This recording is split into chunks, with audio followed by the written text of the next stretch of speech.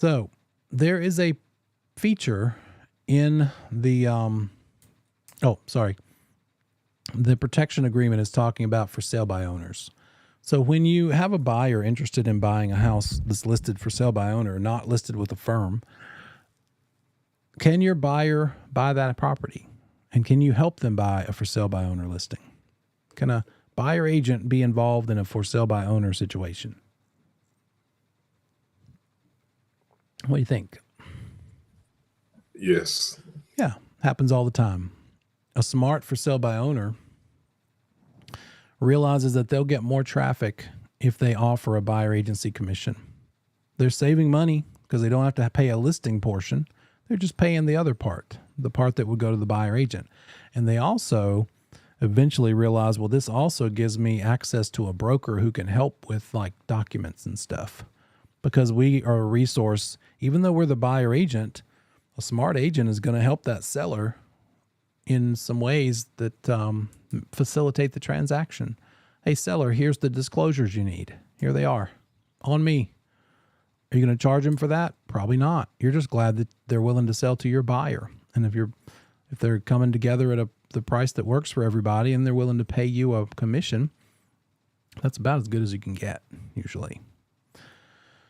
So what we do know is this for sale by owner doesn't want to pay a commission at all, like a whole listing commission, the amount that would go to a listing broker and a buyer agent there. They might not even want to pay you in the beginning. So people who first start being for sale by owner might be resistant to even entertaining an offer from a buyer that has a buyer agent. They just think commission bad, no commission, not paying commission. But if they sit on the market long enough and they use the sign at the street, they maybe put some stuff online. There's like a for sale by owner website or two. They might realize eventually, and they do realize eventually, there's value in the traffic that a buyer agent can provide.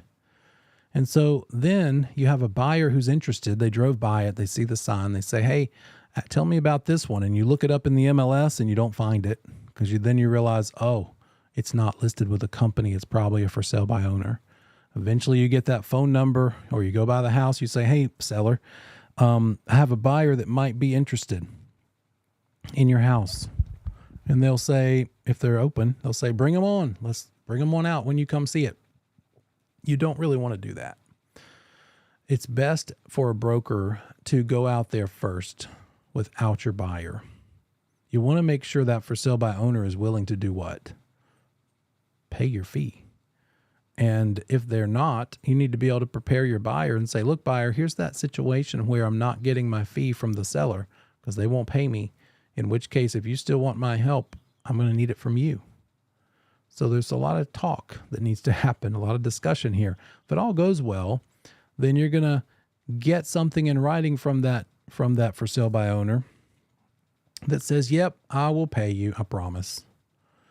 And we don't rely on their promise or their word. We need it in writing, just like any listing agreement. We would want that in writing. And so it's called an unrepresented seller disclosure and fee agreement, because it's all about that fee. We want to make sure first that we go over the working with agents disclosure.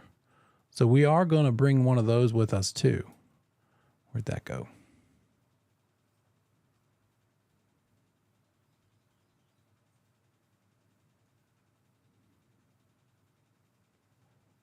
Sorry, 1 second. My power flickered right before class, so I was freaking out, and that messed up all my things I had opened up. Well, you know what it looks like. I won't spend time on it, but we're definitely going to explain to them, look, keep your secrets to yourself. You are representing yourself. Congratulations. I like to make a joke of it and say, congratulations, we're in the business together. We're colleagues now. In fact, you have more listings than a lot of agents do because you have one, and a lot of agents don't have any. So can't wait to try to work this out. I've got a buyer, but first, don't tell me anything you don't want that buyer to know. Talking to me is the same as talking to them. I have to report to them what you tell me.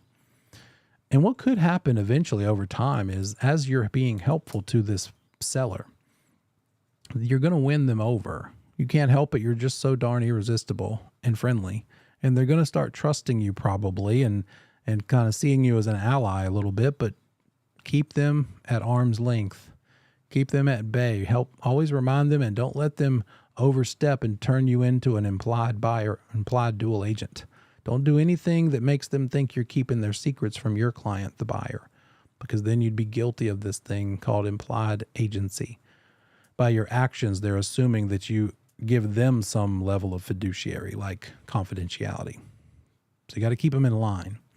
Explain the working with agents disclosure. And then this thing, if they're willing to pay you a fee, this is what gets it in writing so you have proof.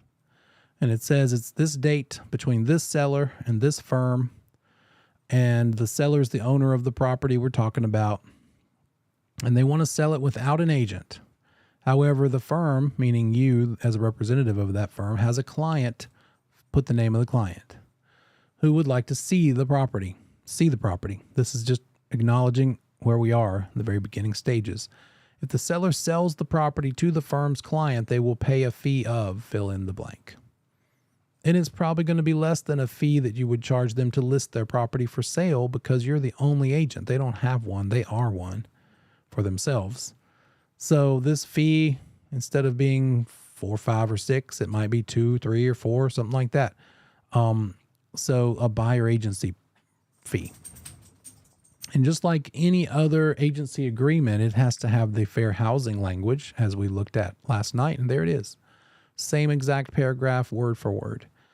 Making sure everybody knows that you're not going to treat people differently based on these protected classes. That's important too, because for sale by owners, just like anybody could have nasty little prejudices that you want to make sure you draw the line and tell them up front before they put you in an awkward position. Look, guys, here's how I work. Don't bring me any of your prejudices here. We're going to treat everybody fairly. Sometimes people get a little carried away, and just because you look like them, they assume that you think like them, and their thoughts are wicked and gross, and you just want to lay that groundwork quick. Here's where we put the fee.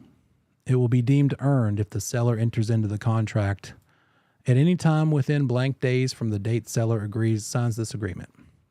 So this is basically a protection agreement for you, the buyer agent, saying that this seller will pay you if this client of yours buys their house. It also goes on to say the fee will be due and payable at the earlier of two things, either the closing or the seller's failure to sell the property as a result of their default. So they still could owe you money if they breach. That's what that means. And then if before this thing expires and the contract is executed, seller gets into a valid listing agreement with another firm, they don't still owe you this fee. You're going to have to get paid according to whatever that listing agreement is. So that they don't have to pay you that plus this, right? It's not going to be like that. This says right here that if they list in the meantime, you'll be paid whatever that listing fee is. So yeah, there's a chance they could list it and that could affect what you're getting paid here, but that's what it says. Seller acknowledges the firm as the agent of the client. As such, they're acting on behalf of them and not the seller. More warning. Hey, seller, I'm not your agent. I'm not looking out for you. So any information about this given to the agent by the seller is going to be disclosed to that buyer client. I don't think we could warn them any more thoroughly than this. If the seller discloses to the firm that that they're compelled by outside circumstances to sell by a certain date or wants to lower the price, in other words, money or motivation questions, the firm would be required to disclose this to the client. Keep this in mind when talking to the firm or the agent on behalf of the firm. Don't tell it your secrets. By signing this, seller acknowledges this has been previously orally disclosed, and now we're putting it in writing. And that's it. It's just a single page. And they also even have a reminder box. Hey, this should be done after you talk about working with agents disclosure. So this is what we're talking about in the slides over here. A protection agreement. Protecting the broker, the buyer broker, from the for sale by owner, ensuring that they have in writing that they are owed a commission. for selling that house to this buyer client. Doesn't create agency. It's not saying I'm your client, I'm your agent, seller. It just promises the money. There's also something called a limited service brokerage agreement. And you might have also heard this referred to as a discount listing or discount broker. What this might be is, for instance, maybe a for sale by owner over here doesn't get any offers and they get tired of waiting and they still don't want to pay a full, complete listing commission that pays both a listing agent and a buyer agent. They say to themselves, look, I could do this totally myself. Okay, yeah, it's been 9 months and I still haven't gotten it sold, but it's only because I don't have access to the MLS. If I could find a broker willing to let me pay them a reduced amount of money just to list my property in the MLS and open it up to a whole bunch more buyer agents, instead of just the ones that might happen to accidentally drive by, then I'm sure I could get it sold. So frequently there are brokers that will do this for them, and they can reach out to such a broker that, again, you might have heard of it referred to as a discount broker because they're discounting the commission. But the problem is, look out, the real estate commission doesn't like that term. Don't call them a discount brokerage. Why? Because they're discounting the commission from what? You discount things from a standard, and there is no standard. We can't say there is a standard commission. So a discount listing firm is a term that doesn't fit in with all of that logic. So rather than call them a discount broker, call them a limited services broker. What are we doing? What are they doing? Less. They're doing less. What does a normal listing broker do? Like a non-limited service, full service listing broker. Tell me in the chat or speak up and say, what sorts of things have you heard of or have you witnessed or do you know or do you plan to do yourself when you get in the business? What do they do to get houses sold? What are some various ways to find a buyer and get a house sold?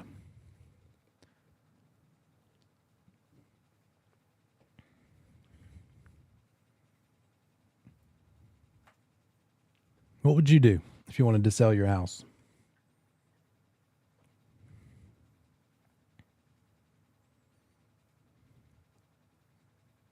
I'll give you one. A yard sign. Yeah, Dak says advertising. Gosh, that's all encompassing. That could be all kinds of stuff. That could be all the socials. It could even be print ads. It could be bus benches. It could be billboards. It could be postcards mailed out to the neighborhood. It's a lot of potential there. What other ways could you find a buyer for your listing?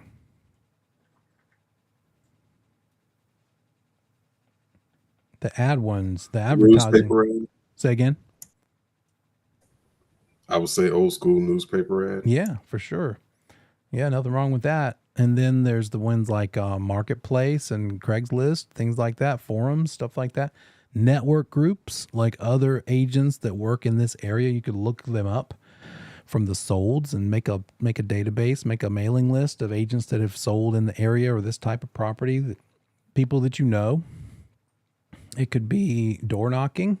You could knock on the neighbors' doors and say, hi, I'm listing the house down the street. Here's your chance to tell your friends and maybe have them come in and be your neighbor. Just tell everybody you know. That has a twofold purpose, though. Definitely you wouldn't mind if that sold the property and you found a buyer from it. But you also wouldn't mind if that seller said, oh, wow, she's a real go-getter. When I get ready to sell, I'm going to hire her. Right. So you're really kind of doing it for more than one reason. But yeah, door knocks, phone calls, cold calling. You could just call, get a list of numbers around the area. Got to watch that do not call list. But you're calling people and saying, hey, got a listing coming up. Just wanted to let you know it's over here. And then, of course, we wouldn't hurt your feelings if they said, well, wow, you're a real proactive agent. Why don't you come see what we can get for our house? So all these things. And among all these things are paying a buyer agent fee. That's a terrible way to spell buyer. Paying a buyer agent fee. because now that it's in the MLS, it's going to get their attention, and they know that you're willing to pay them some fee or other, whatever your seller agrees to. So that's what a limited service broker is doing, is less. They might not even be doing the sign. They're definitely not doing the ads. They are not telling their network. They're not going to knock or cold call, but they will put it in the MLS and offer up a buyer agency commission. And that's all they're doing. And so instead of charging 2, 3, 4, 5%, they might just say, well, we have to pay that buyer agent. So let's say we'll pay him 2.5%, and then I'll just take $500 flat fee for sticking it in the MLS because I'm not going to do anything else. I'll let you know right now, seller. And a lot of times in these limited service brokerage agreement situations, in the MLS, the remarks section, which gives you more info like new carpet or the water heater new last year, it'll say, call seller for showings and offers. This is a limited service listing. In other words, don't bother me. I got my 500 and that's not enough for me to do any more work than that. Kind of. That's basically what that is, right? So 2 things with this. Don't call it a discount brokerage. Call it limited service. Here's the other thing about it. Just because you're limiting your service does not mean you get to limit your responsibility. In other words, you might need to step in and explain things and protect. You still owe all of the fiduciary duties, all of them. You're just not going to do all the extensive ads and this and that. But all of the agency fiduciary duties, you still owe. You don't get to negotiate those out just because they're only paying you 1% or $1,000 or $500. So limited services are provided, not agent responsibilities, or limits the services that are provided, but doesn't limit the responsibilities. They might do like a menu or an a la carte situation. So a limited service broker might not just be the MLS. They might say, yeah, okay, well, for the MLS, it's the $500 flat fee. If you want this ad package, it's another $1,000. If you want to use my sign, it's going to be maybe another $100. If you want, photos, don't forget the photography. With limited service, the seller usually does their own, and it's usually not great. The average person doesn't know how to take pictures and make them pretty. They stand in weird places. They take pictures that look like a witness protection or a hostage situation. They show the bedroom, just the furniture. They don't really show or have a camera that opens up well enough to show a wide angle. Why would they? If that's not what they're doing, it makes perfect sense. So they might want you to do their photos or use your photo guy, or if that's the case, maybe you charge them something for that. So it could be piecemealing which of these things you want to make available to them. But you could also choose not to do business that way. There's plenty of agents that say, this isn't how I do it. I don't want to do any kind of limited service. I am always full service, period. Because if I get into the limited service stuff, it's easy to sort of become a commodity. Now your value is worth, well, okay, you're charging me $500 to take pictures. I'll just get my niece who got a new camera for Christmas to do it. And now they're pulling apart all your value and what you do into a piece by piece. This is what this cost, which isn't necessarily true. Your value is in all the variety of things that you know and have to offer. And finding the buyer is still probably 20% of the journey, right? Finding the buyer. I once had a past client who, she and her husband were not the nicest of folks. And so we got through it. We closed. They owned a restaurant. Years later, I saw her in the restaurant. We went to eat there and she was bragging. And it was like she had a chip on her shoulder about real estate agents. It was when the market first really started picking up. And frankly, anybody could sell a house. If you got lucky enough to get a listing, it wasn't really your work, but that listing would probably sell because there was a shortage. There still is. If you get lucky enough to get a listing, doesn't take a whole lot to get it sold. Getting the listing and beating out other people for it that's another story. But she came up to the table, took our order, and she came back and she said, I got my house sold all by myself. I didn't even have to list with an agent. I'm like, oh, congratulations. I couldn't help myself, guys. I was not at my best behavior. I went on to say, congratulations. In a market like this, a monkey could do it. And I'm like, okay, maybe I should have picked my manners back up. But she just was kind of like, oh, yeah. She wanted all this praise, right? She was expecting me to say, wow, good for you. That is amazing. No, just not. So limited service brokerage ebbs and flows, comes and goes with the market we're in. Certain kinds of markets are more conducive to this concept than others. In a market like this, they might do better because it doesn't take as much to get them sold. When we're in a strong buyer's market and you've got to pull out all these tricks to get something sold, then this may not work, because which thing are you going to leave out? How do you figure out which thing not to do to get something sold? So the main thing for the laws and rules here that you need to know is we don't typically handle the showings and negotiation. The customer will seek advice from us, but we have to be careful. This last bullet point, because if a listing that your buyer wants to maybe look at and buy is one of these, what do we know about this now? We know that that seller has hired a broker to do less. They're paying them less to do less. And we also know a lot of times that seller, the instructions in the MLS say, call the seller for negotiating. Negotiate directly with the seller. Bring the offer, present it to the seller. Don't bother the agent, basically. If you're a buyer agent and you have to go straight to the seller because it's a limited service, which is allowable, it's legal, it's allowed, you have a responsibility to not let them fall in love with you. Just like the FSBO situation, I'm being sarcastic there. Don't let them look at you like, oh, she's so nice. Surely she'll keep my confidentiality because she's been so helpful.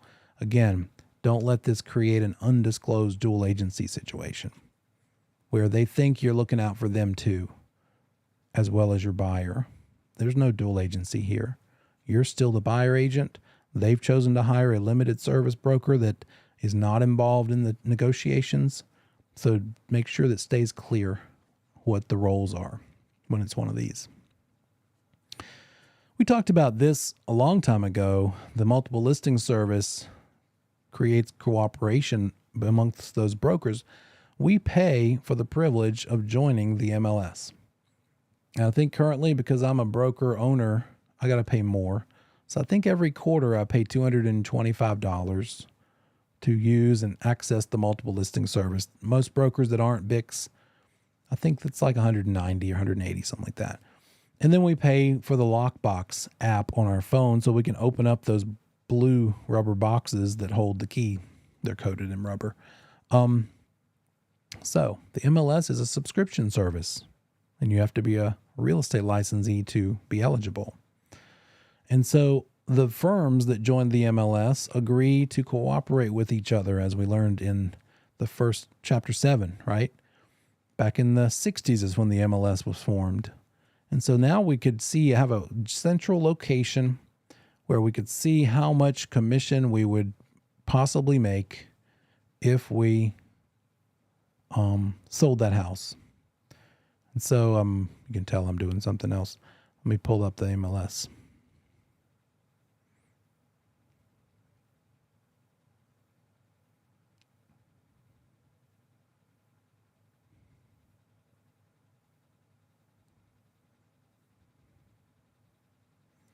So if we do a search, somebody wants something. Let's pick a nice big expensive one. So these guys are asking $715,000 right there. And we scroll to the bottom and we realize that here's the listing agent, here's the listing office. And if we go in there as a buyer agent for our buyer, we will make 2.5% of the negotiated contract price. Not 2.5% of $715 necessarily, because that might not be what the final price ends up being. If it's competing offers, that might go up. In a normalized market, this is probably the most it could be. Maybe it'll actually be a little less than this. But whatever that purchase price ends up being after the negotiating, and this has been on for 46 days, by the way, they're doing it wrong. Nothing should take 46 days. I bet they've had some price reductions. And if we take a look at the history, starting here, they started, oops, that's not it. There it is. They started at 725 and they dropped it to 715. The minute they put it at 725 and they didn't get showings, 715 is probably not going to be a whole nother set of buyers, by the way. I feel like they need to end up at 700 to see a significant change. But anyway, this also says that if we don't manage to get a buyer to sign a buyer agency agreement with us, by default, we become a subagent to the seller, in which case we make nothing on this house. Oops, we were acting as an oral buyer agent all this time, hoping that when they wanted to write an offer, we would convert to written buyer agency, in which case we would earn 2.5% commission. But something went horribly wrong. And we said to them, look, before I write this offer with you on this house at 7814 Greenock Ridge Court, need to talk about something. Remember that buyer agency discussion we had 6 months ago? And I've been acting as an oral buyer agent, giving you all the fiduciary duties. Well, now we have to put it in writing so that I can write this offer. And if they were to buck at that and say, no way, that's crazy. Why are you pressuring us? We're not signing anything. You could still help them. You could still write the offer, but you're not making anything because they won't let you be a buyer agent, and the seller and the listing agent won't pay you any money for being a subagent. In this situation, a very terrible, awkward situation, about the only way you could make money, if everybody stands firm and won't do anything differently, is to just drop back and call the listing agent and say, hey, so I'm in an awkward position. You won't pay me as a buyer, as a sub-agent. My client won't hire me as a buyer agent. Could I at least send them over to you and get a referral fee and you can handle it as a dual agent? That'd be one way you could maybe salvage some money out of this, right? In real life, you're usually not facing such a thing. Most people realize buyer agent, put it in writing, no big deal. But just for the purpose of explaining this thing and the parameters, how it could go down, I make a big deal out of it and turn it into this horrible, stressful, dramatic thing.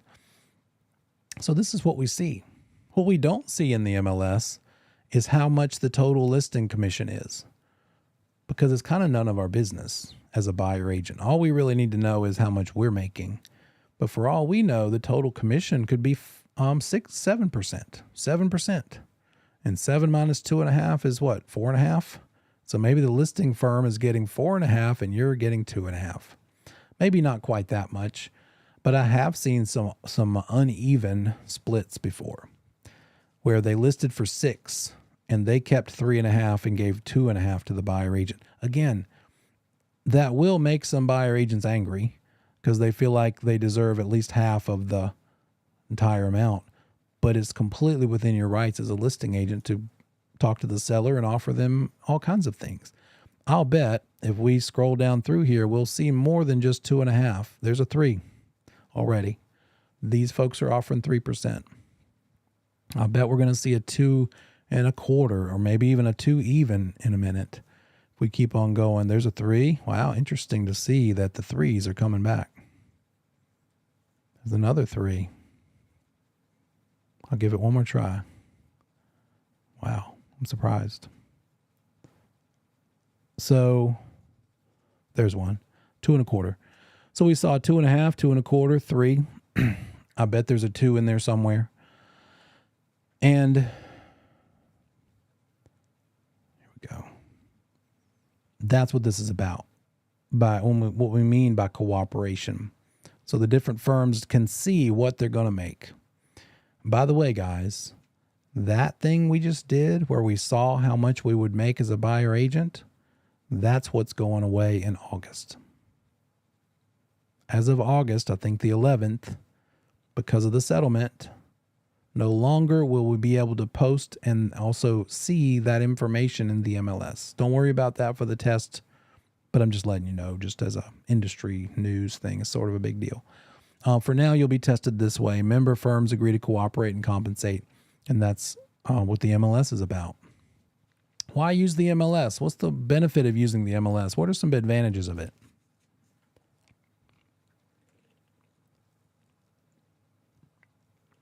Of listing a home in the MLS? Access to more buyer agents. Yeah. Or another way to say it is exposure. Exposure to a whole lot of buyer agents all at one time. And also data. Having data of the solds and the actives and the under contracts and seeing what people have been willing to pay for what. The MLS has all of this data in it. It's a database of all these things, and this is straight out of it. You can do a search for any of these statuses. Coming soon is a very special one. I'll tell you in a minute. Active means what's available. Under contract is in two different categories. Either continue to show it, even though it's under contract, you could show it, and maybe your folks could become a backup buyer. Or that's usually for if they've not had inspections done yet. But once they've had inspections done and negotiated repairs, they feel a little more confident this is going to be a transaction that closes. They might shift it over to under contract, no more showings. Closed comps, expired, things that didn't succeed in selling. Sometimes people just need to take a break and it's temporarily off the market or withdrawn. So these are all the MLS statuses. And so it's a great resource for a lot of great information. It's not going away anytime soon. It's just that now that commission offered won't be able to show up there. Who's responsible for how accurate that information is in the MLS? Whose responsibility is that?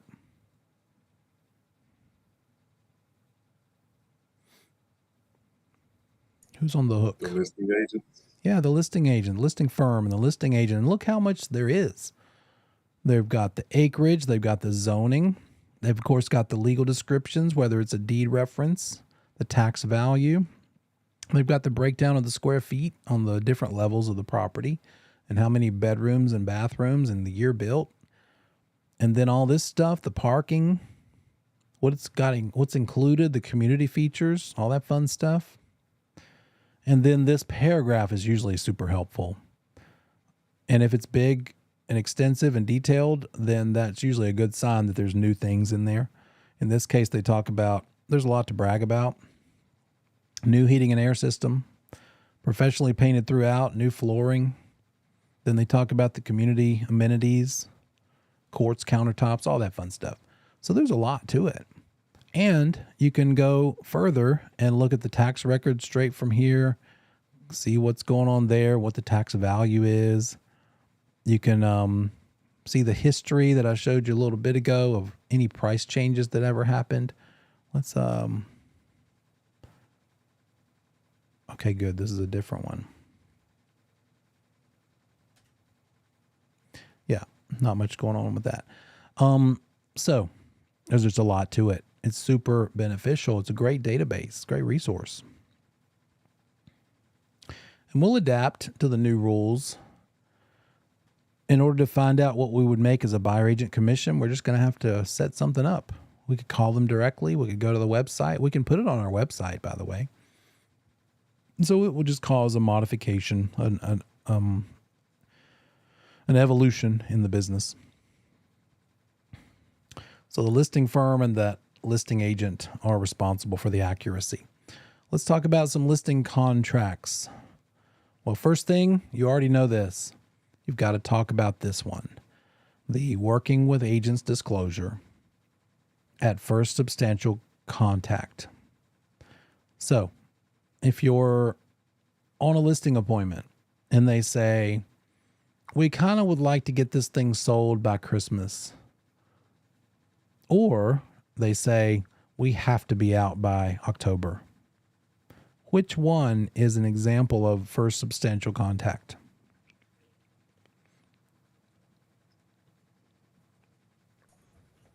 We have to be out by October. Yeah, those are different things. Kind of, would like to, not motivation. Think about motivation when it comes to these test questions. It's going to be wording like that. Ultimatums, definitive, absolutes, things like that. And then for the money, we have to get it sold. We have to clear $500,000 from the sale. Or when it's a buyer, I am approved, I'm pre-approved for purchasing at $750. Or I would kind of like to keep my payment around $1,000. There's differences there. The first two are for substantial contact kind of data. But that last one is just sort of a casual, non-committal, kind of like to. So know those differences. For substantial contacts, when they start talking about those money, motivation, definite sorts of things. And that's when you need to stop shooting the breeze, so to speak, and actually start talking about who you represent and how you could represent them if they hire you, and warning them not to share confidential information yet. And by the way, in the actual hiring document, those clients need to tell you whether or not they're okay with dual agency. There's a place in both the listing agreement and the buyer agency agreement that addresses that. This is what dual agency is. Do you want to let me do it or not? And it might be that some firms say, doesn't matter if you want to let me do it, we don't do it. It's not an option with us because we don't want to touch it. Because a lot of agents, a lot of firms don't want to do any kind of dual agency, and they can make that decision.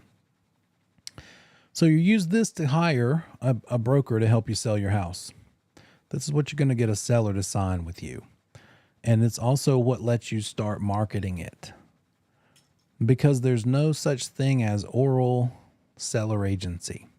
There's an oral buyer agency that lets you kick your tires, but this thing has to be in writing and signed before you can do any work to start selling their house. Signs, ads, MLS, none of that can be done until this is signed and in writing.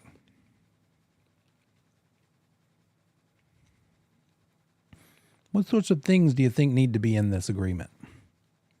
What are some elements or provisions that would be smart to have in a listing agreement?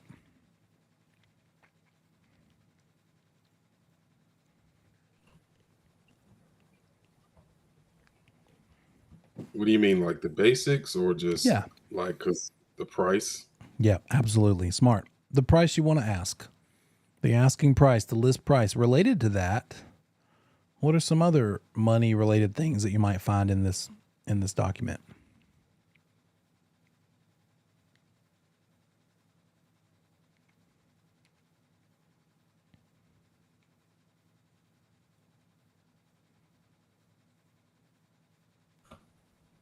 The agency commission? You bet. Beautiful. Of course, this hires you, so you're going to want to disclose how much you're being hired for in this thing. Exactly right. List price, brokerage fee. Don't forget, well, we didn't cover it yet. But how about what the property is? Let's look at it. We'll look at this short list first. These are some of those things. We got the price, we got the brokerage fee, names of everybody. That'd be smart. Sort of like a contract has everybody's names. So in this case, it's going to be the seller's names, however many sellers there are that need to sign, and your listing firm name, and then your signature on the back page. The terms, which could be a whole bunch of them. All kinds of terms. It could be that one of the terms in that listing agreement involves a required price reduction. You could add that because don't forget, you and your firm are a party to this contract. So can you strike things out and initial them and make changes and write things in? Yes, because you're one of the parties to it. Compare that to the contract itself for sale between the buyer and seller. We can't strike through those provisions and change them ourselves. That would be conducting law without a license. But this is not the same thing. This is the thing that hires us to help them, and therefore we're one of the two parties to it. And therefore we can strike through and make changes because it's what we're going to do or not do for them. So the agreement terms could be something creative, like if within 1 week we don't have any showings, seller agrees to drop the price by 10%, or from $425, which they insist on asking, down to $400 even. Anything really. So whatever the terms might be, and then make sure we're selling the right thing. So the legal description, and then how you're going to share the commission with other firms. We'll take a look at that in a minute. And then this thing called the protection clause. Be careful, because we saw something a minute ago called the protection agreement. That's different. The protection agreement is the thing that we sign with an unrepresented seller for a FSBO situation, for sell by owner situation. That's its own single-page document that we read through together. This is a clause within the listing agreement that says, hey, seller, don't get any funny ideas. If you think you're going to fire me and then go around behind my back and sell it to the person that I brought to see it last week, too bad for you, because there's a protection clause in place that says if we stop working together, if you sell it to somebody within fill in the blank number of days, 90 days, 180 days, whatever you negotiate, that I am still due the commission. It just keeps them from having a way to go around your commission for no other reason. They don't want to include you anymore, because all they're trying to do is not pay you. And it might be because the buyer will only come up to $430 and they don't want to go down past $440. So they're trying to bridge that $10,000 gap, and they think, oh, wow, well, gosh, if we can go to $435 and get rid of that commission, that pesky commission, then that accomplishes everybody's goals except the agents. We could just get them out of the way.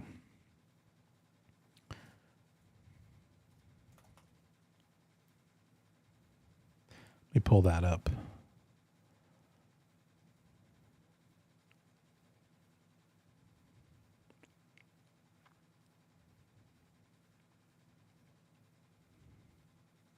Here's what it looks like. You looked through it the other day, yesterday, I guess. And so we've got the parties up top. We've got the firm and the seller. We've got the dates when it goes under and becomes an effective or an actual listing. That's called the effective date. And then when does it expire? It has to expire. But as we go on down further, we have the part about fixtures, what's expected to stay with the property. And you can use this thing as sort of a presentation guideline. On that listing agreement, listing presentation, you can just, these prompts in the blue and red boxes are super helpful to remind you what to talk about. But we get down to this part, and that's where we put the price. How much are we asking? And then here's the compensation part. Seller's going to pay a total compensation of this percentage of the price, or some other kind of way to come up with that. It could be a flat fee, $1,000 flat fee, $5,000 flat fee. When is it earned? They address it right here. A ready, willing, and able buyer. Not closing, seller. You might owe me even though we never get to closing. Good time to point that out. And then what else? Oh, here's the protection period or protection clause.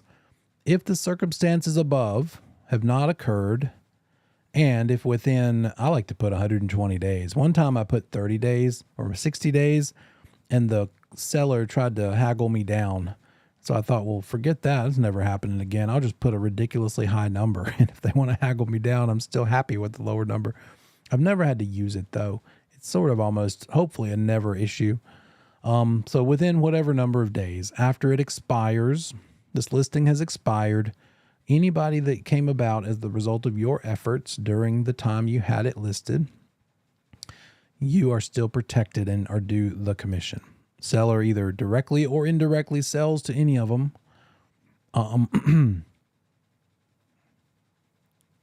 As long as you send something to the seller within 15 days after the expiration with those people's names. That's how you protect yourself. Note this, though. While this is a protection period to keep them from going around you to pay the commission if they sell it to somebody that came about because of you, the minute they relist it with someone else, a new firm, this protection period is no longer going to help you. Seller shall not be obligated to pay the fee if a valid listing agreement is entered in between them and another person, another broker. So this protection agreement is great as long as they never relist with someone else. And that's what it's about. That's it. Here's another piece that we just saw. How are we going to pay other agents? and it's right here. Are we going to cooperate with subagents at all? I don't check that one at all. I just don't put anything there. And then are we going to cooperate with buyer agents? I will check this one. I'll check it and I'll put in whatever the percentage that we want to give to the buyer agent.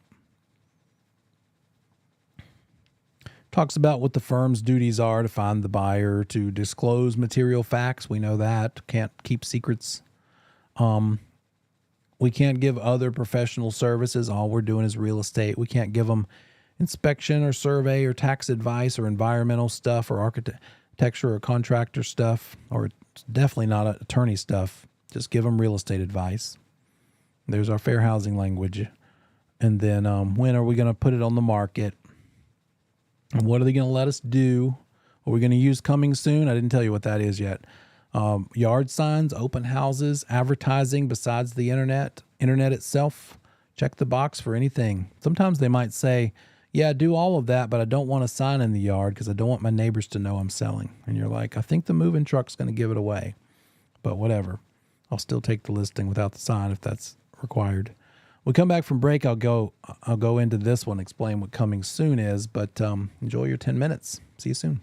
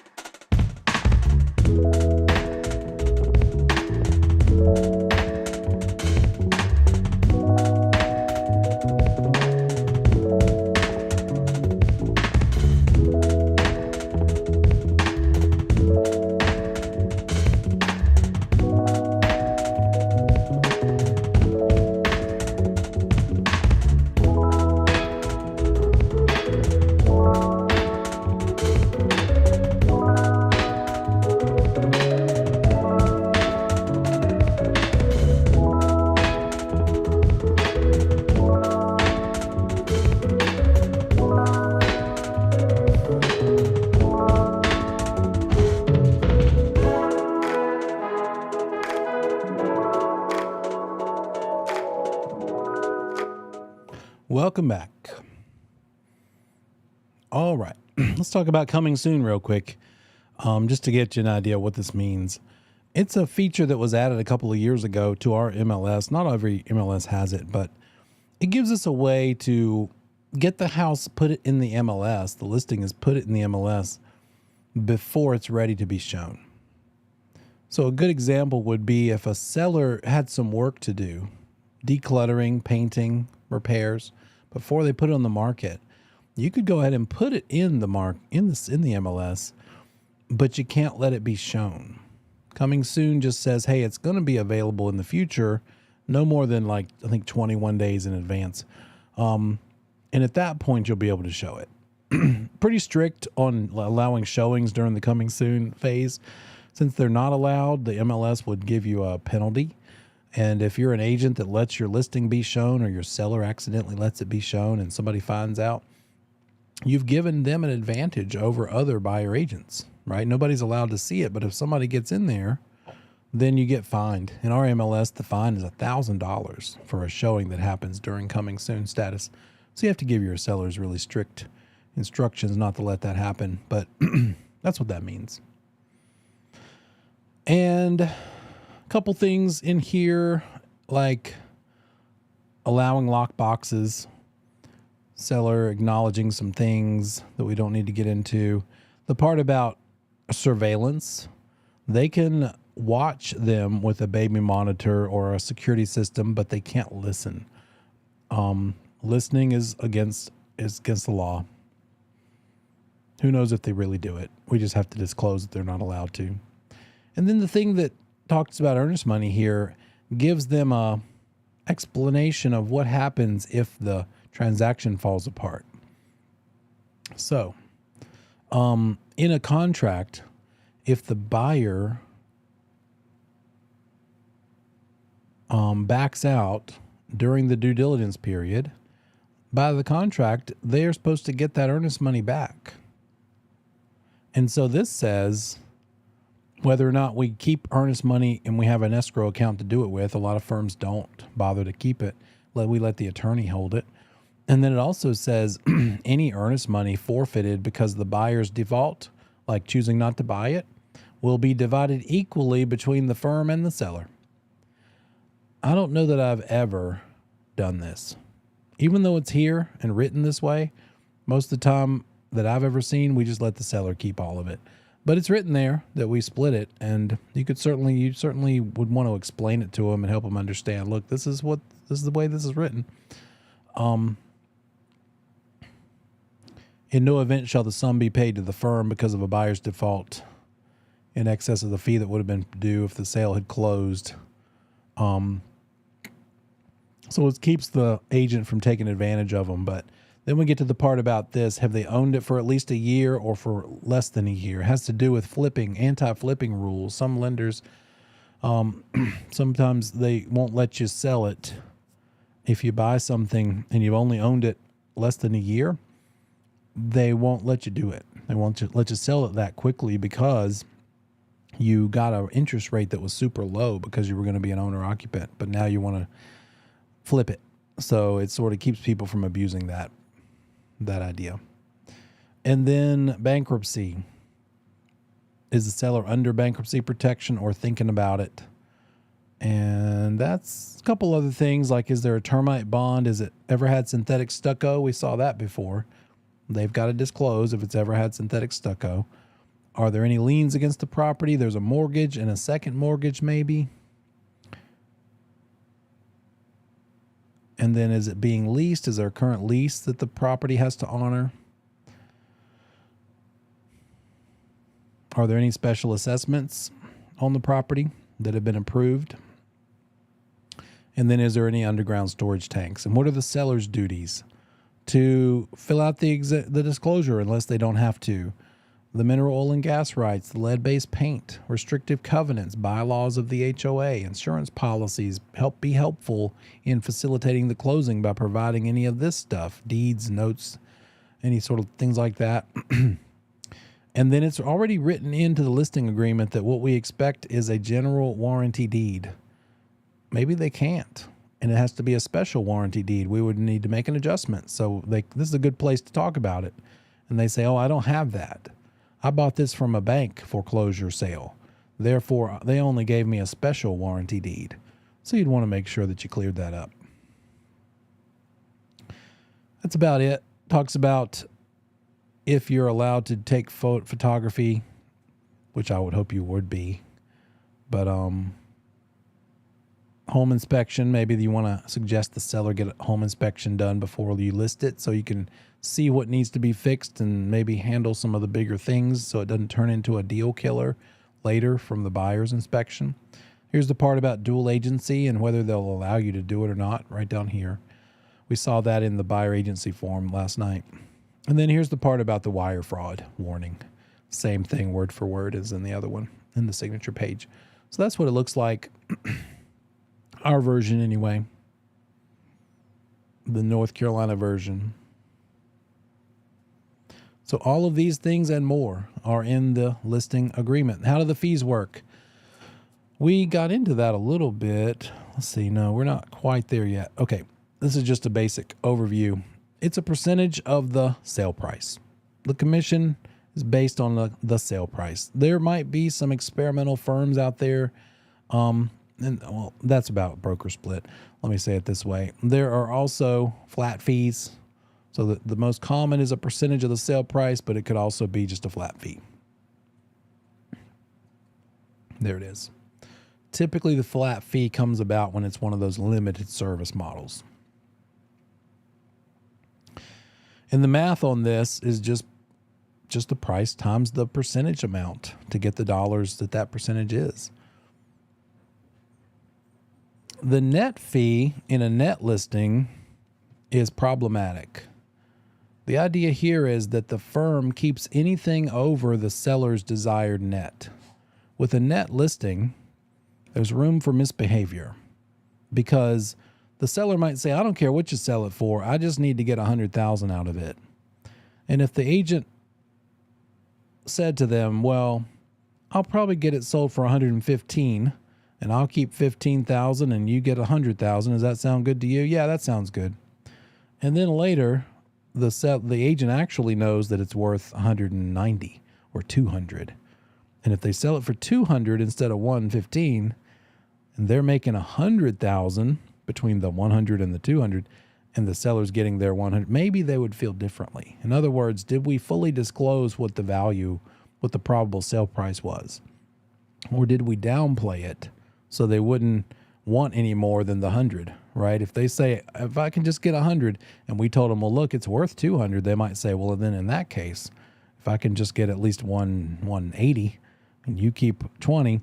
So the net listing is not ideal. We don't do it that way. The firm keeps any amount over. The seller wants at least 150. Agent sells it for 165, gets to keep 15. What if the agent doesn't tell them it's worth 165 because it's really worth 265 and they're keeping 115,000? That would be a problem, right? So we don't do that. What are the firm's duties? We saw the place in the actual agreement, but it's basically this. I'm going to promote it and advertise it in some certain way. Every agent, every firm brags about how they do their ads and promotions and what are the showings like. They're going to show the property or allow it to be shown, give advice to the seller along the way, help them negotiate with price and terms. And that's not it.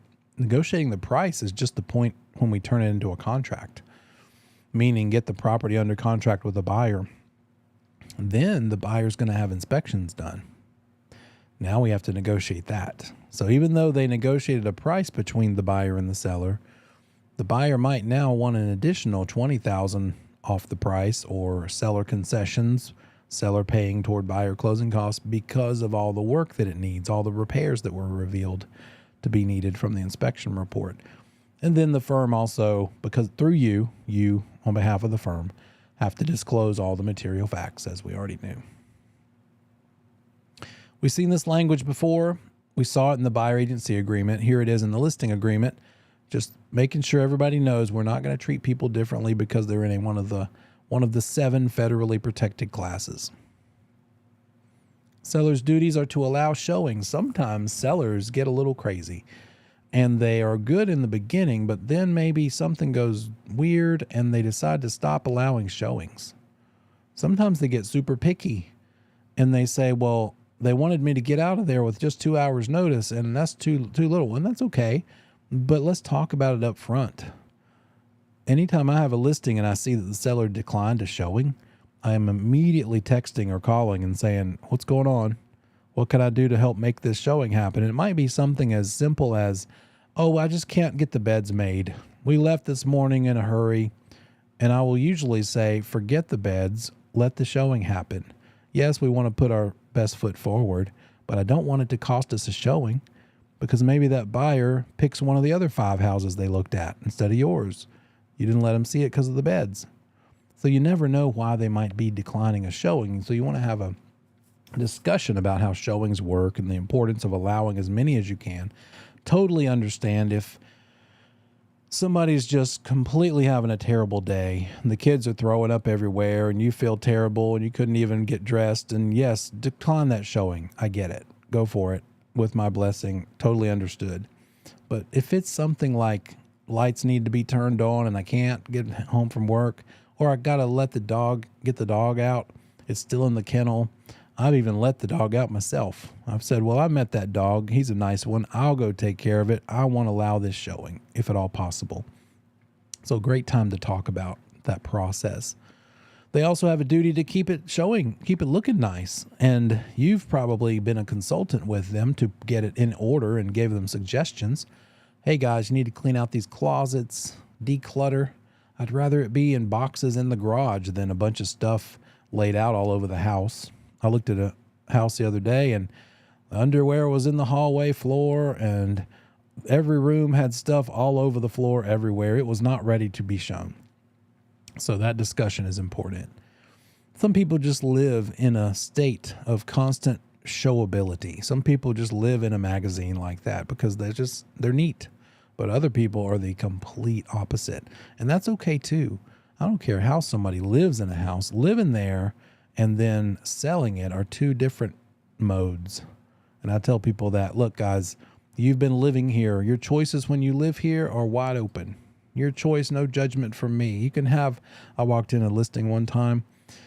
It was a listing appointment. I was going to be applying for the job.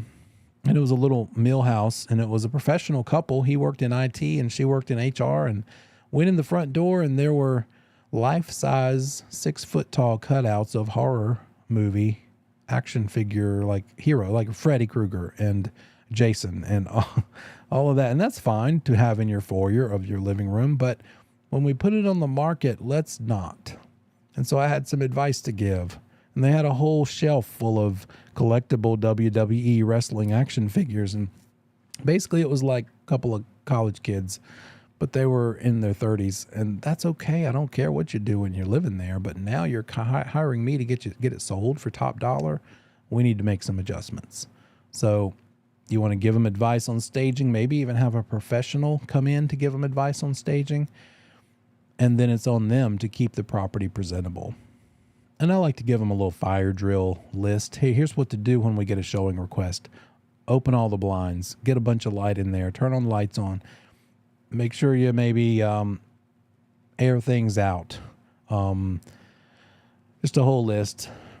They need to provide documents. We saw that part where the documents needed might, the suggestions of what documents, like the deed. We can get the deed somewhere else, but more importantly, the restrictive covenants, the HOA documents, best and easiest way to get those is from the seller. They try to charge you. A lot of these HOAs try to charge anybody that's not the seller to get a hold of these documents. And then how are we going to cooperate with agents? Are we going to pay a buyer agent or a sub-agent to seller, or neither one, or one or the other, or both? Probably not neither one. And pay the money, pay that commission so that you can cooperate with those agents. Other provisions include talk about the earnest money, talk about whether they'll allow dual agency. This is a pretty busy slide.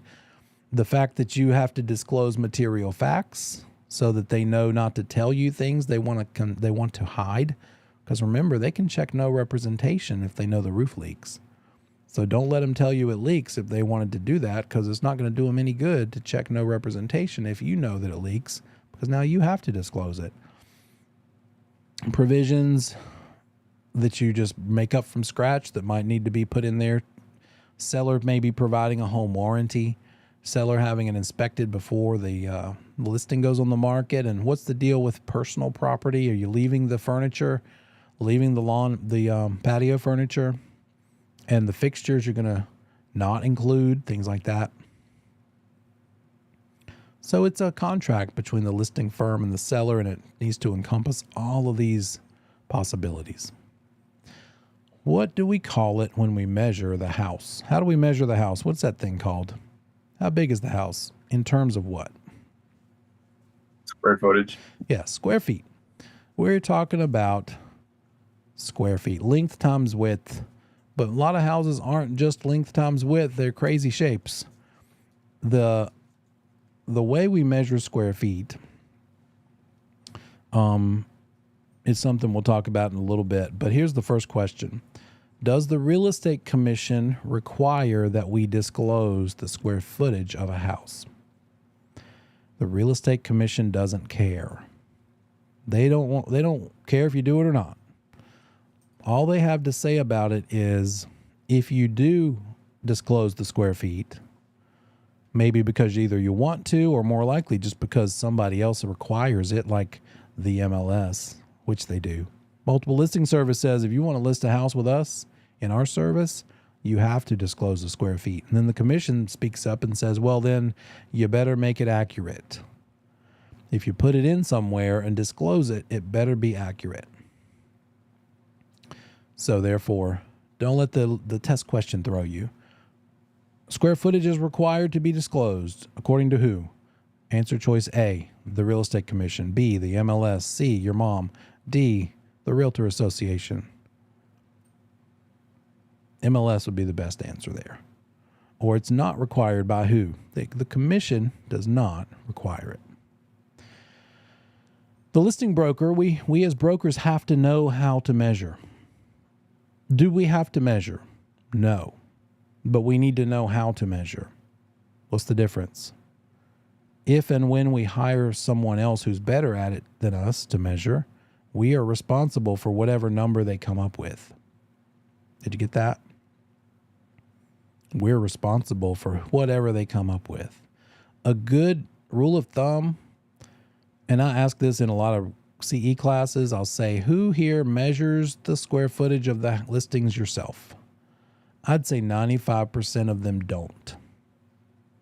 They hire it out. It's like $150, $200.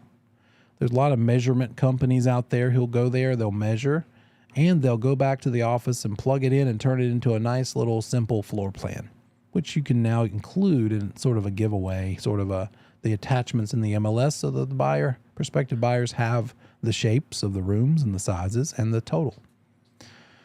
But the Real Estate Commission doesn't relieve us from our responsibility. We better be confident in the ones we hire. I hired somebody to measure a little townhouse I listed a couple of years ago. And he did a great job. I measured it first because it was simple, and then I compared it what he did, and we came up with pretty much the same thing.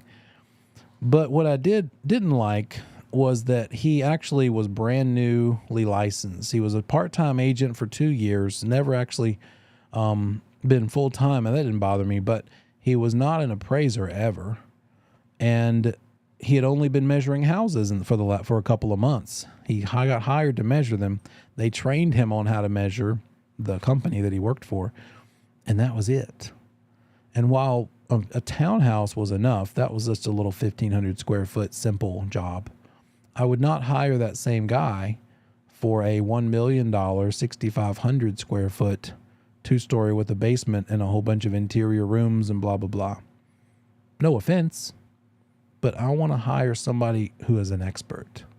So you can hire somebody that's not any better at it than you are. And that's what I tell these CE students.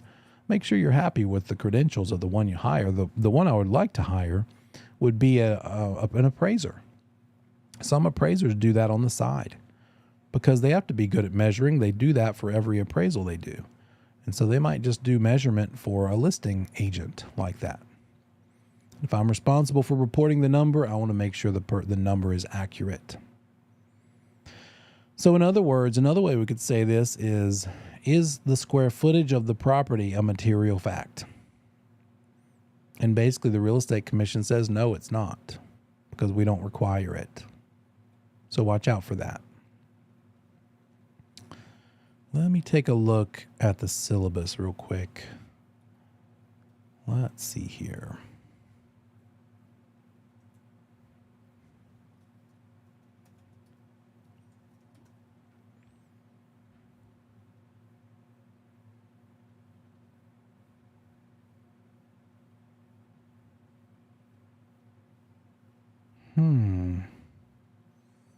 That's annoying. It disappeared when I had that little power surge. So let me go get it.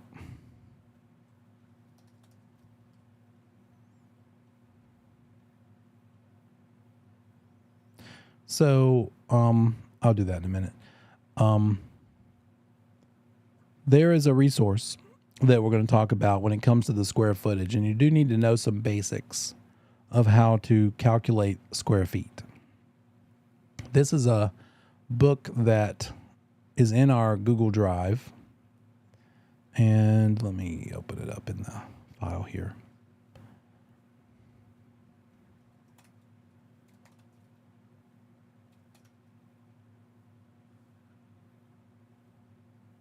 There we go. So here it is. Looks like this.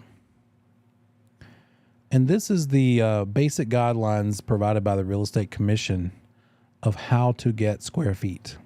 So again, while you don't have to be the one who measures, you need to know enough to make sure the people you hire are doing it right. And it says some things like this. First of all, what we're reporting is heated living area, not so much square feet, but the actual term is HLA, heated, not cooled. So if it's a room that doesn't have AC, but it does have heat, that's going to be included. We don't worry so much about the AC, although that's nice. But the heated living area or heated square footage is the thing that gets reported. When I say it's a 6,300 square foot house, what I mean is it has 6,300 square feet of heated living area. Space in the house that has heat, permanent heat. Permanently installed heat, not like a kerosene heater in the middle of the room, right? It's got to be a system, a permanent system. Generates heat sufficient to make it livable for year-round occupancy. This square footage also needs to be finished square feet, which means not bare sheetrock, and we need to be mudded and painted sheetrock with flooring and ceilings, all of that stuff. So if you go in a basement, maybe you'll see painted walls and a carpet on the floor, but up above, if you look up, you can see the plumbing and the vents because there's no ceiling. You're seeing the actual guts of the floor above you. That's not finished. So it can't be included as finished HLA, finished heated living area. So it needs to be both heated and finished.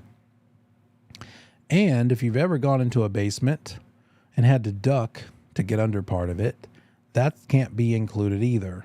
You have to have a minimum ceiling height of 7 feet. For the parts that do have the ductwork from the heating system, occasionally you might have to walk under those, and those can go down to 6'4". But for the most part, minimum 7 feet to be considered heated, finished living area. Then we've got the rooms that have sloped ceilings. And so we have to count those in a very specific way, and I'll talk about that in a little bit. The other thing that this heated, finished living area has to be is directly accessible from all the other living area. So sometimes houses might have a finished room over the garage. The acronym is FROG, finished room over garage. And so it might look like this from the front. You've got the house, you've got the roof, and then here's the garage. This is a terrible drawing, and there's the roof of the garage.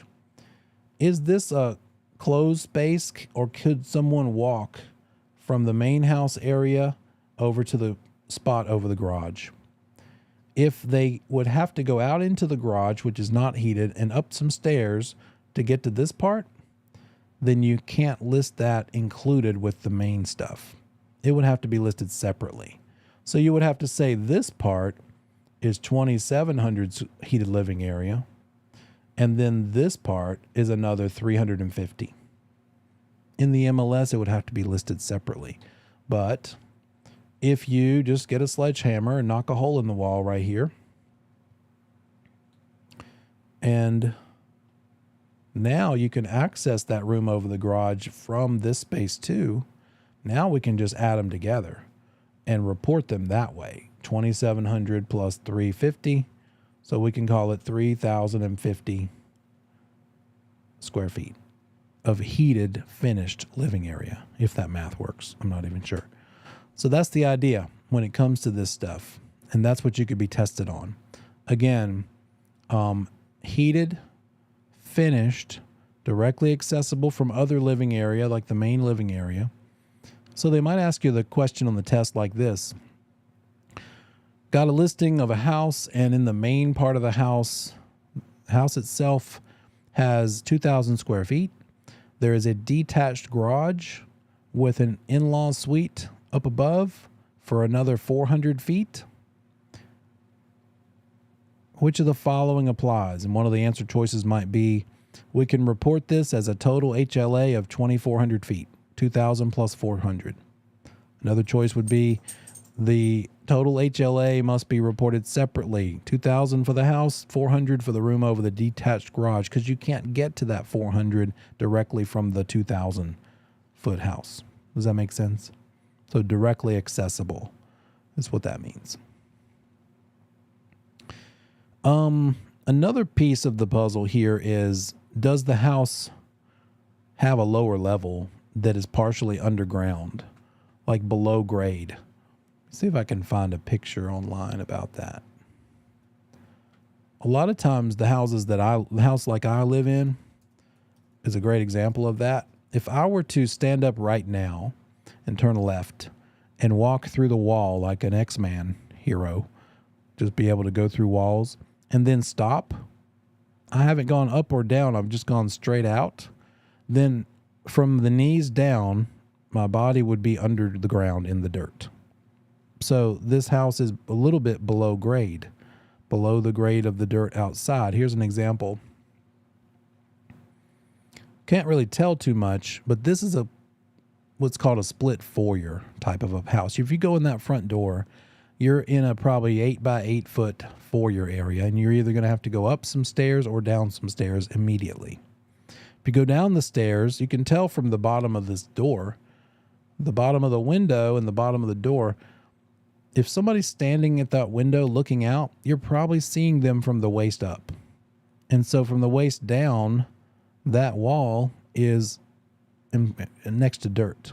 So this is a below grade space. We would have to differentiate that the square footage in this house included, let's say, 600 square feet on the lower level that is below grade. The other square footage on this foyer level, which is not below grade, and then the upstairs, that has more value. An appraiser gives more value to square footage that is above the grade of the ground. Anything that's below ground level, even it can be a super nice, super fancy basement, but we have to specify that it's below grade, and an appraiser will not give it the same value of dollars per square foot. It's just the way it is. Here's another example of that same kind of an idea. And then let me show you this one. In North Carolina, we have a lot of these, what they call walkout basements. We don't have the traditional typical basement that you might see up north, where all the four walls are completely below the ground, like a pit. But it's more like this, where you have one entire wall that is exposed out the back usually. And so the vast majority of this basement is below grade in some amount. Here it might just be a foot or two, but back here it's completely underground.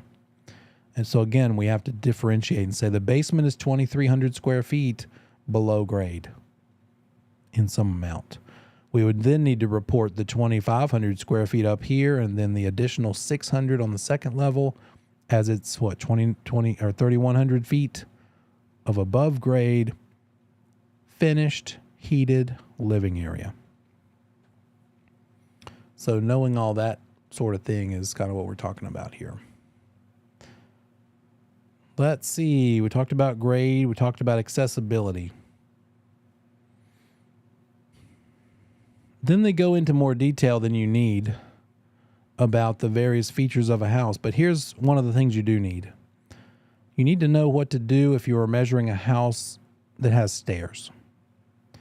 Have you ever opened the door to the closet under the stairs and it's just a simple little 3 foot by 3 foot closet because they put sheetrock in there and they closed off the part that you would hit your head if you walked all the way to the bottom, right? The part under the stairs that you would have to get on your hands and knees to crawl into.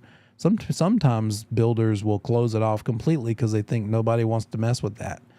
But that part gets counted too when we were reporting square feet. Even though it's closed off, you've got to include that square footage too, because here's what the heated living area is about. It's not necessarily about the part of the interior of the house that gets the heated air, which might be kind of confusing. Here's an overhead view of like a typical 1950s, I call it a cracker box kind of house. And maybe it's got a garage over here. So this is a garage. And maybe this dimension across the back of the length of the house is 50 feet. And this dimension is, say, 30 feet. And then maybe there's a little closet on the back corner that has a door that you open from the outside because that's where the water heater is. So it's still under roof, but you can't get to it from in here. There's no door on the inside. You'd have to go out the front door.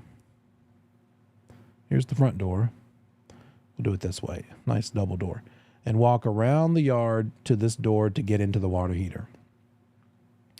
And so that little closet, if we were to zoom in and see it here, it's 8 feet by 8 feet.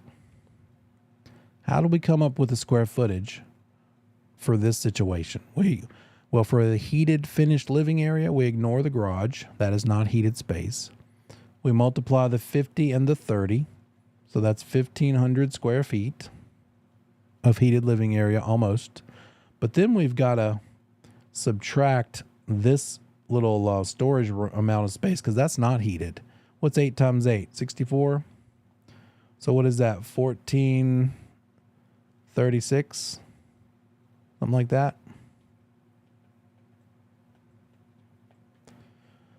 So this house has 1,436 finished heated living area of square feet.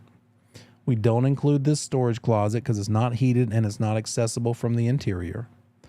Now, if we expand this little exercise, let's get rid of that closet altogether.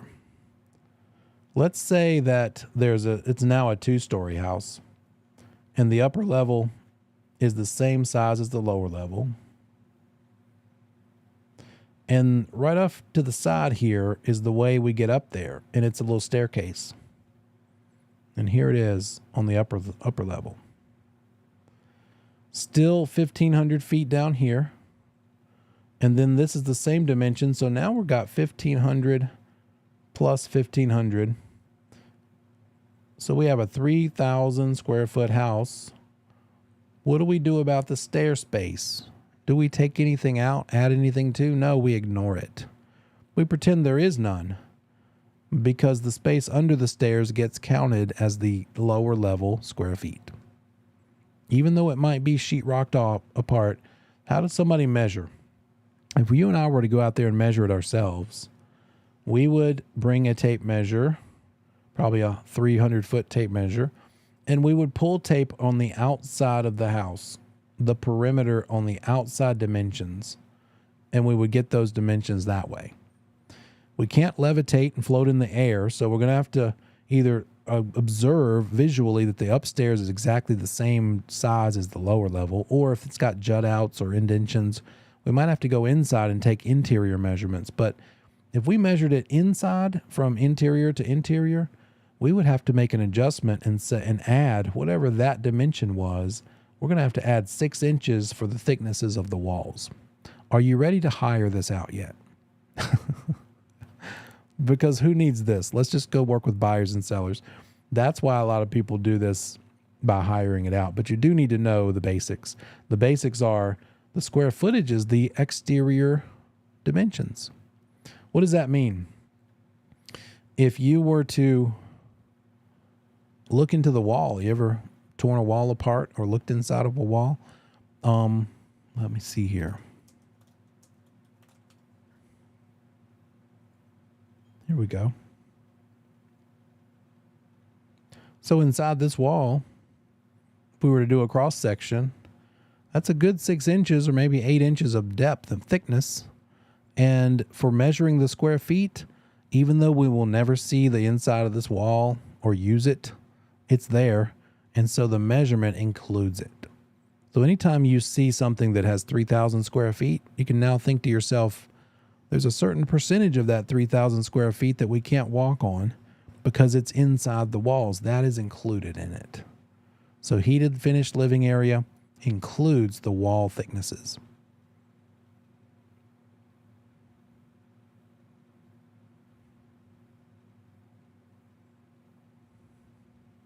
There we go. What else do you need to know about measuring? And you real quick, so the staircase is included in the calculation? Yes, you count that by the giving, basically acting like there is not one. That's what I mean by that is, if you were to look at that staircase, like, let me see. You could, you could accordion it up into the floor, into the hole in the floor on the second level that it comes down from. Let me see if it's a good example. Like this, sort of like this. So, oh, here we go. So here's a staircase that is fancy looking, but if you were to be able to push it upward and be able to access the floor underneath, as well as now that hole is filled up by the staircase itself, right? Because that's how much the staircase is occupying of space, is however much this hole is. So that's why. That's the logic. So a staircase like this, where there's no extra, like a 2-story foyer where you can look down at somebody from above, you would just count that 1,500 feet on the main level. And this is unique because none of it's closed off. You're actually able to utilize every bit under the stairs. Well, you have to act like that's the case for every staircase. Even if there's a closet there, it still gets counted. You don't need to subtract it out just because you can't access it. Because again, we're pulling the tape measure around the outer exterior dimensions of the property. And so all within gets counted. Now, if it's a staircase like this, let's see where to go. Like this one, where it's something that I would call a 2-story foyer, then this part on this half, if you were to push the stairs up, there's still space that would be not occupied up there that you would fall out of if you were to walk around upstairs. That L shape, it's probably an L shape of space. Since the upstairs opening is bigger than the staircase itself, that would have to be subtracted. So for the most part, you won't have to go that complicated for the test. Just basically know that the stairs just can be ignored. You count the space under them and you count the space on the second level to be the same. In real life, it gets more complicated.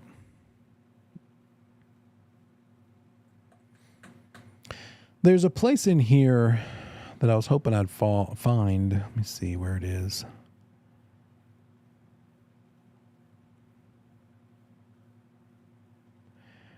There's a responsibility that we have to know how big things are, recognize square footages. See if I can do a locator here. And what do you think, if you just had to guess, how good do we have to be at figuring out the square footage of a property by walking through it? As a buyer agent, when you're showing property, you need to be able to recognize, wait a minute, they said this is 2,500 square feet, but this feels like 2,100 square feet or 2,000. I think they're over reporting. And in here somewhere, which I need to remember, they don't make it like a headline or an entire article. I used to know where it was in relation to the page, but basically that number is 5%. We have to be good enough to recognize within 5% accuracy of the square feet. And as a buyer agent, we have that more of that responsibility. As a listing agent, we do too. But if we're just a sub-agent to the seller and there's a problem with square feet, we could blame the listing agent and maybe avoid some responsibility a little bit. Since all we are is a sub-agent to the seller and we don't even know the seller, we're not even in the same firm as that listing. We're just not a buyer agent, which by default means we're a sub-agent. That's why listings like the one we just saw tonight don't pay sub-agents at all. They don't want the extra liability on their shoulders. They want the buyer's agent to take some of the responsibility of incorrect reporting of square feet, among other things.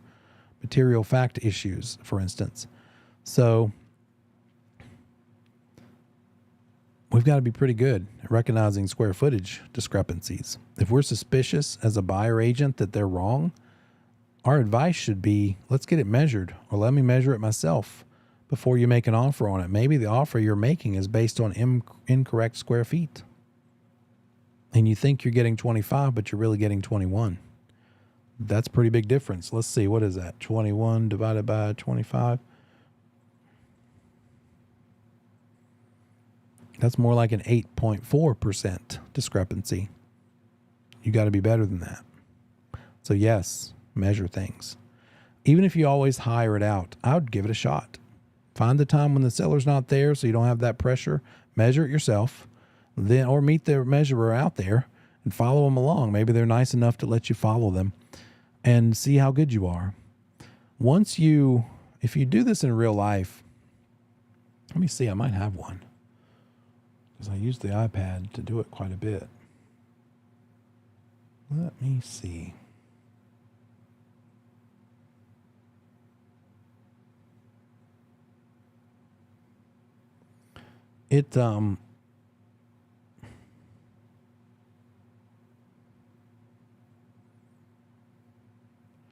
I'll find it later. There's a lot of numbers and a lot of measurements, and you don't usually figure it out while you're still out there. Here we go. I think this might be a good example. This is real world. Measured this thing while I was carrying this iPad around, juggling it with a 300-foot tape measure. And I measured 21.07 down here at the bottom and 20.86 over here and multiplied them together. Had to take away some parts over here. And then here's another thing. Another level. Then I'm doing my math off to the right. So yeah, let's just hire it out. But let's also be good enough to know what they should be measuring so we can catch mistakes. Let me make sure there's nothing else. If we do need to add thicknesses of the wall, like we're measuring upstairs and we don't want to get a ladder, so we're just pulling the tape measure from the interior wall to the other side of the room, we need to remember to add 6 inches if it's an exterior wall to account for the wall thickness. And then what else that you need to know? The other one is how to handle sloped ceilings. Here's the part about the stairs. So we're including the stairs underneath and above.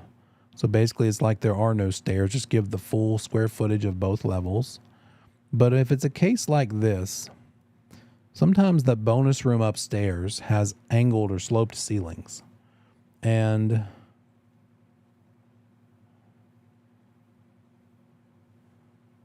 let me draw it out this way. If you were to look at a cross section, I'm gonna use a white background. I've never done that before with you guys. It's a little bright. And look at that that the bonus room ceiling over the garage, for instance, here's the floor. Let's say the owner finished it himself. He put sheetrock on the ceilings all the way down. He put carpet on the floor, and the carpet, he put it all the way across. Let me use a different color. All the way across down here. But if a person were in this room and were trying to walk this way, they would hit their head right about here. And they'd have to get down on their hands and knees to get the vacuum cleaner down in here. The kids could play down there. That'd be fun. But the usable square footage of this room really kind of ends at the height of, let's just say 5 feet. And so that's the amount of floor space that we can count when we report the heated living area of this room. That's why I said 5 feet. That's why it wasn't a random choice. Even if the carpet and the finished space goes beyond it, we can only count this much width of this room to the point where the ceiling height is 5 feet over the floor. We would have to ignore this part. We can't report that as part of the square feet. And then, of course, hopefully this ceiling height here is a minimum of 7 feet because that's also a requirement. But they can be 5 feet under these angles, but the main height, sometimes there's a flat piece like that, needs to be at least 7. That makes sense, the 5 foot thing? Most of the time, people don't go all the way to the edge when they finish these rooms. They do actually put a little knee wall like this, but it better be a 5 foot space. If it's a 4 foot spot, you got to remember that, and you shouldn't use that extra foot, because if it's a 30 foot long room times a 1 foot discrepancy there's 60, right? 30 over here and 30 over here of this little space. They finished it out down to 4 feet instead of 5. So yeah, you've probably figured this out already 8 times since I've been talking about this. Yeah, I'm just going to hire it out. I don't want to do that. So there's other things like bay windows, little jut out bay windows, how to measure those. And then in post licensing, you'll have to actually do a couple exercises of measuring. Let me see. That's about it when it comes to the measuring stuff. Good place to stop. Let's take our last break. I'll see you back here in 10 minutes.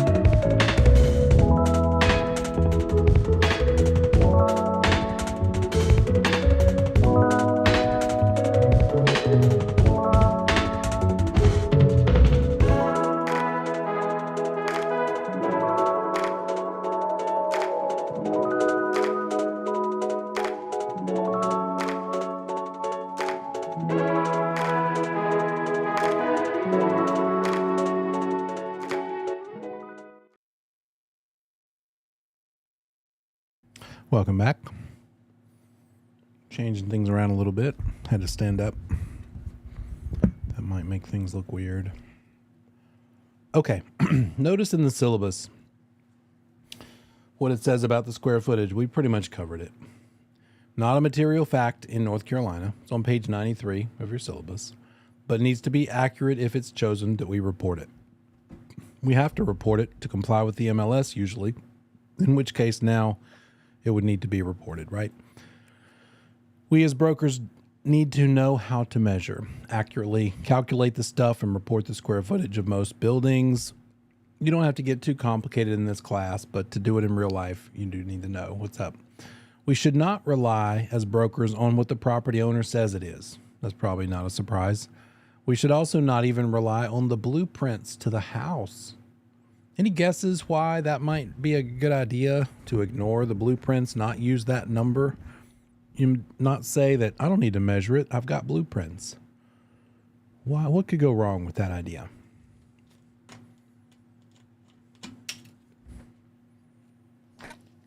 They could have been improperly recorded. Yeah. Well, the blueprints are what they were going to build. Who knows if they really did? Maybe they cut something off or added something to it. Tax records, definitely wrong. You can just guarantee that tax records aren't going to have the right square feet. And usually we're okay with that because it's smaller than it really is. And therefore the tax value is lower. The tax bill ends up being lower than it maybe should really be. But they're definitely going to be wrong. And then whatever the people before you who listed it last time might have said, let's not rely on that agent. Even if they have a measuring document attached to that old MLS sheet, don't rely on it. Who knows who they hired? If it was even a good person, who knows what they're doing? A broker working with a buyer can reasonably rely on the listing agent's reported square footage. In other words, they didn't say buyer agent necessarily. Notice that. They just said a selling broker. Broker working with the buyer, whether as a sub-agent or as a buyer agent. We have a reasonable expectation that the listing agent was correct, unless there's an error that is obvious to a reasonably prudent broker. They've given a lot of leeway to themselves, the commission, for saying, yeah, but you should have known how to do it. So in other words, no within 5% tolerance of what seems to be not quite the right square feet. We've gone through that guideline. I would suggest you look through it yourself. And then again, in North Carolina, the square feet of residential living area is calculated with exterior measurements mostly. If you do measure from the inside out of necessity and you get to an exterior wall facing the outside, then you need to include an additional 6 inches or half a foot, might be easier to think of it, 0.5 feet, 6 inches more of the wall thickness, because that's included in that entire square footage reported number. We talked about the difference between above grade and below grade area, and we talked about that it has to be heated living area that is finished. I think we covered it.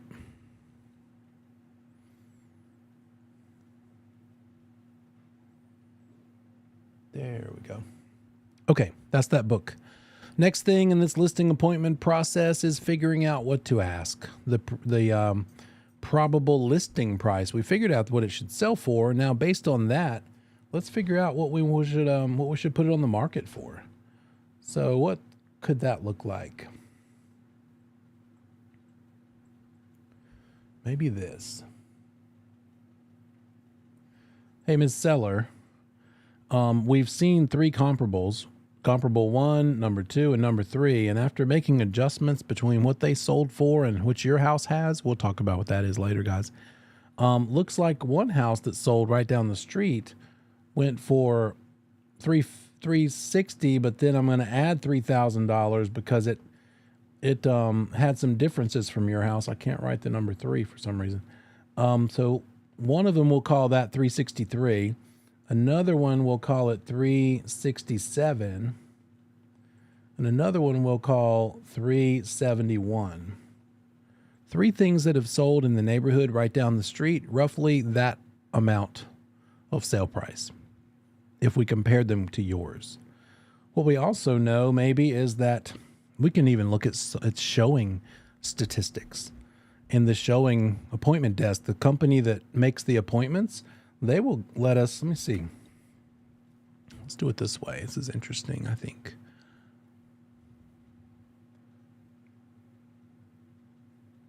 Oh, there we go.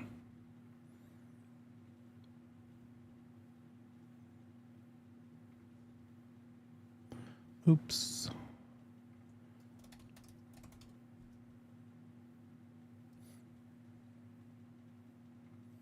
We can go to the appointment someplace. The appointment desk website, sorry. And we can use all kinds of information to figure out a listing strategy.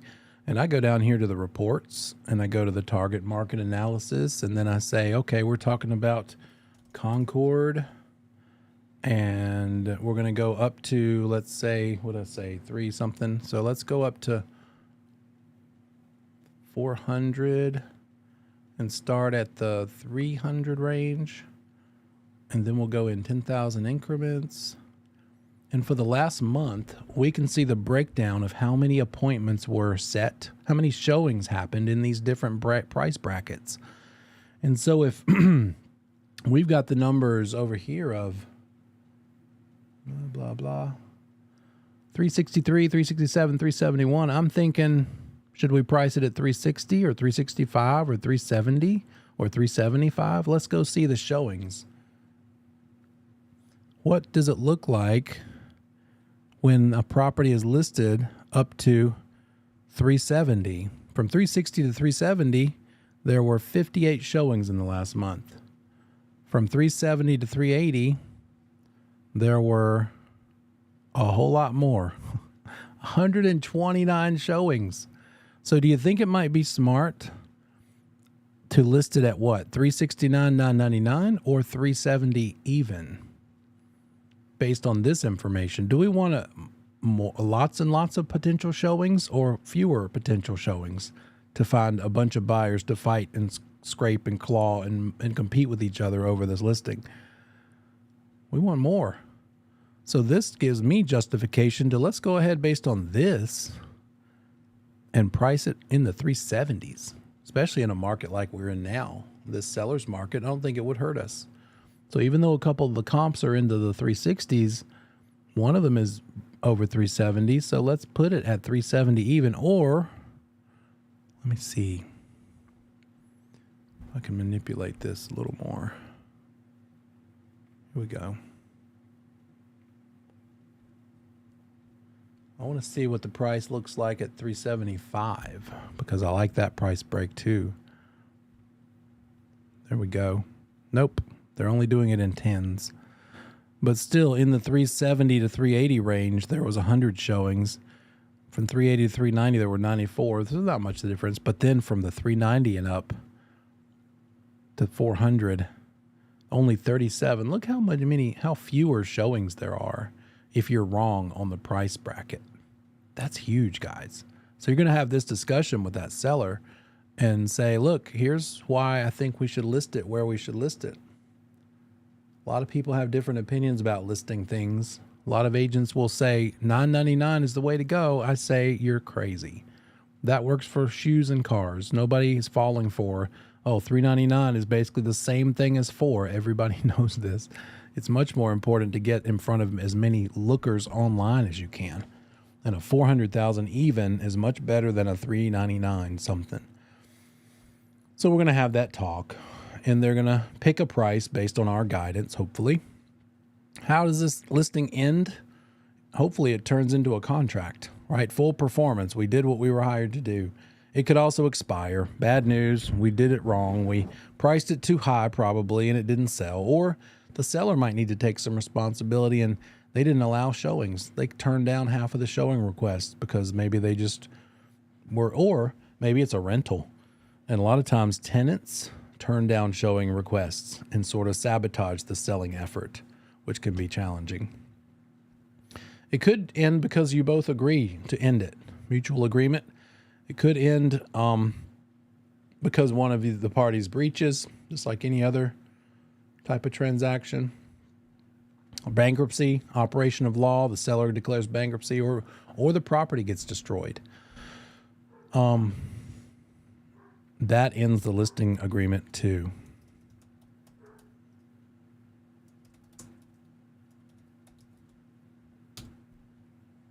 Here we go. A couple of years ago, a house down in South Charlotte just had a gas leak during the workday, and boom. It was a basement house too. And all that lumber basically is in the basement. It doesn't even look like enough wood to have ever been a house. And somebody died. I think the wife died. So if that had been a listing, this listing agreement is now gone because the house is now gone. If that had been under contract, it would not necessarily kill the contract. It would be up to the buyer, as we'll learn in chapter 10. Sorry, I keep leaning over. I've got to see about what I'm picking over here. It'd be up to the buyer how they want to proceed.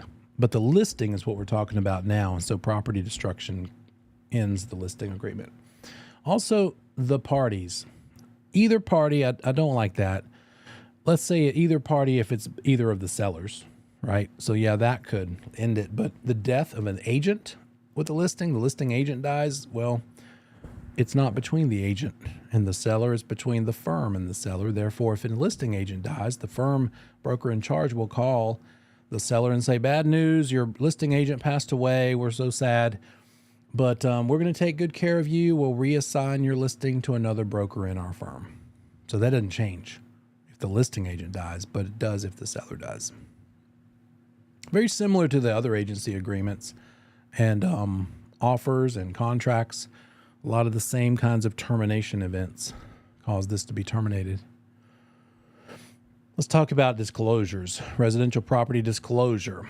This is Residential Property and Owners Association Disclosure, RPOADS. RPOADS is the acronym. And what you need to know that's testable about this is that it's hard to read. It's not testable. But sometimes, though, if the seller can't read it, your inclination is to take it from them and just fill it out for them. Check those boxes for them. But we can't. The Real Estate Commission says you better not fill out for them. All the agent can do is advise them. They might say, what does this mean by plastic plumbing pipes? What does it mean by foundation issues? You can help them in that way and answer those questions, advise and assist them in what this is talking about, but you can't take the pen from them and fill it out for them. And as you know, we as brokers have to discover and disclose material facts, but the seller can choose not to. They can literally say, I'm not answering that question, in the form of this thing called no representation. Looks like that. Those are the three choices on this form. Yes, I know of a problem. No, I don't know of a problem. Or I'm not telling you whether I know about one or not. Those are the rights the seller has. If they've already told you the roof leaks, I think I mentioned this already, and they want to check no representation, I'm not telling if the roof leaks, it's not going to do them any good because you're going to have to disclose it since you know it. And then think about this. We have the listing. We go under contract. The buyer's agent helps the buyer get the inspection ordered, and it takes place, and there's an inspection report that comes out of all the repairs that are needed. And that buyer agent emails that report to the listing agent, who promptly reads the entire inspection report. Does that listing agent now probably know more material facts about the property that they now have to disclose?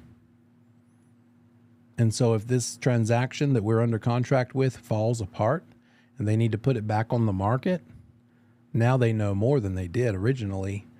And so many times when we're that buyer's agent that didn't work out, the buyer offer didn't work out, the contract fell apart over repair negotiations, and we check back at that listing on MLS because we're mad and we have a grudge.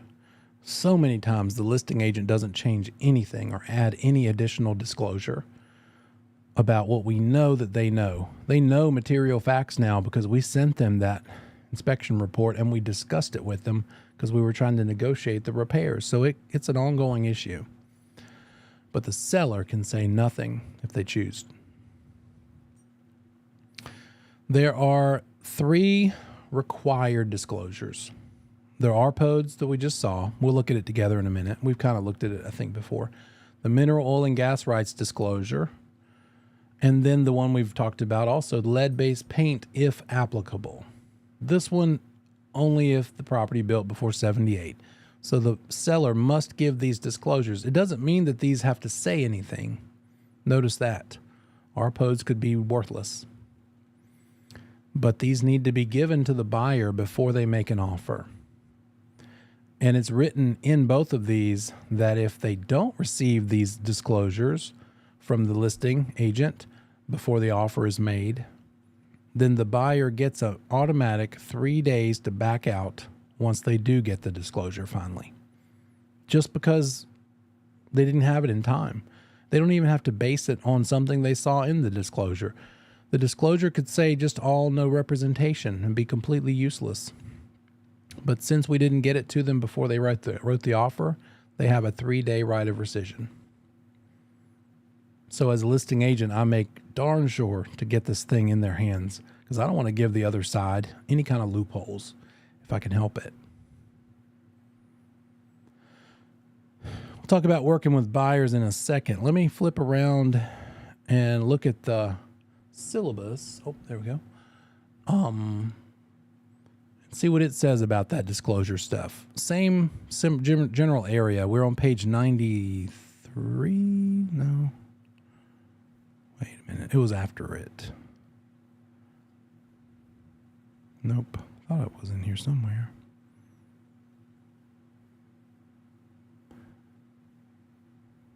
There it is. Page 90.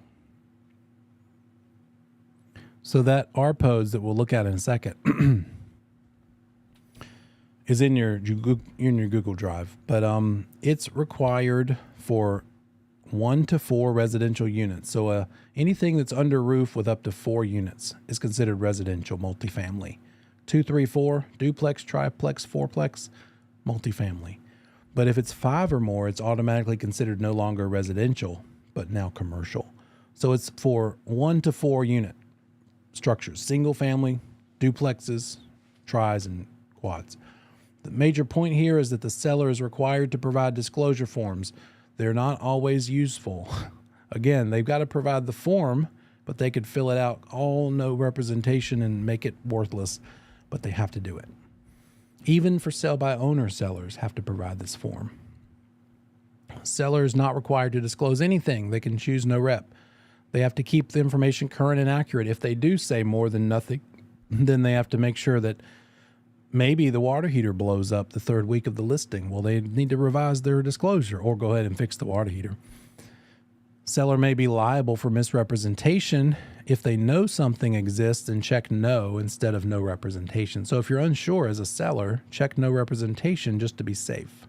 But never know that the roof leaks and check no, it doesn't leak. That's just a lie. That's fraud. And that's a problem.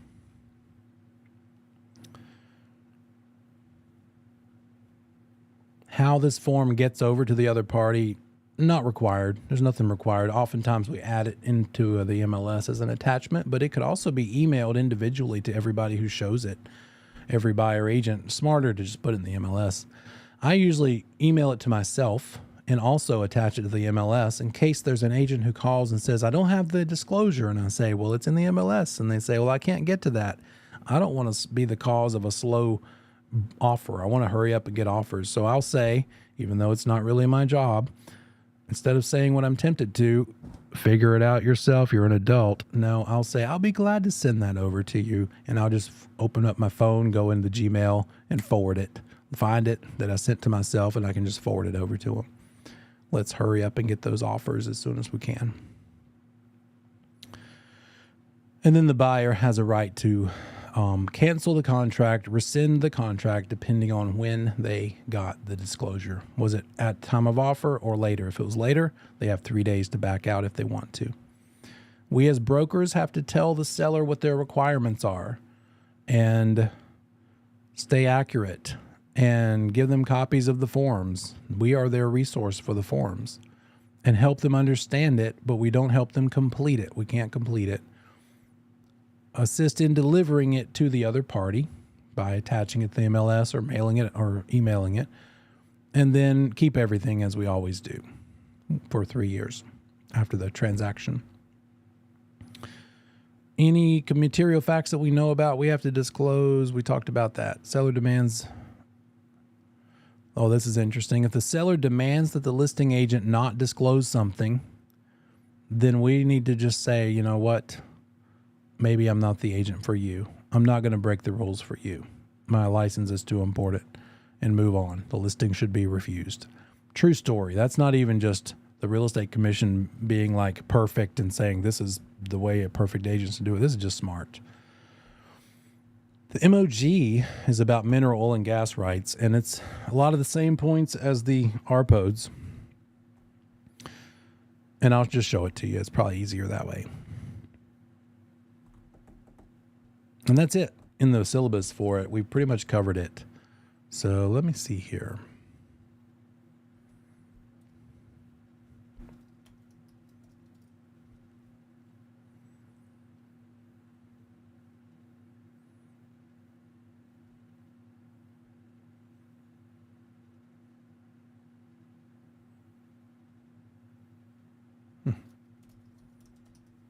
Thought I had it close by.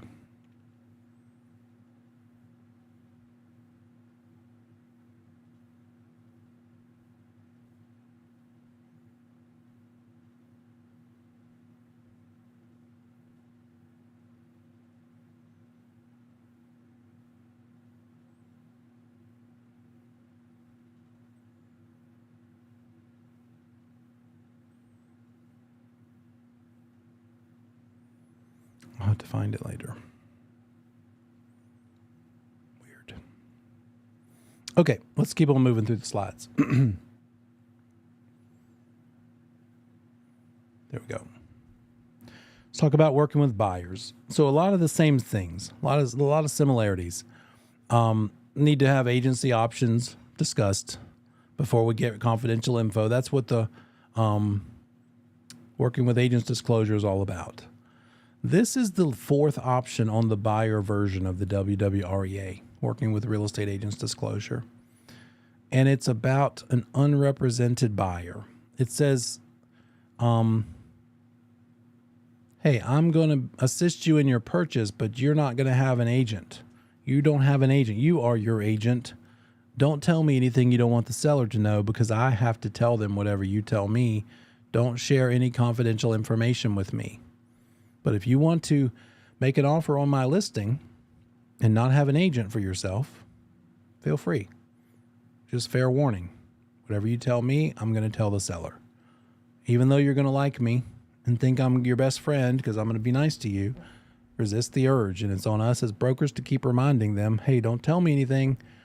And that's what that's about. So we could sign two different possible agreements. We could set it up so that that buyer is allowed to work with other brokers besides us.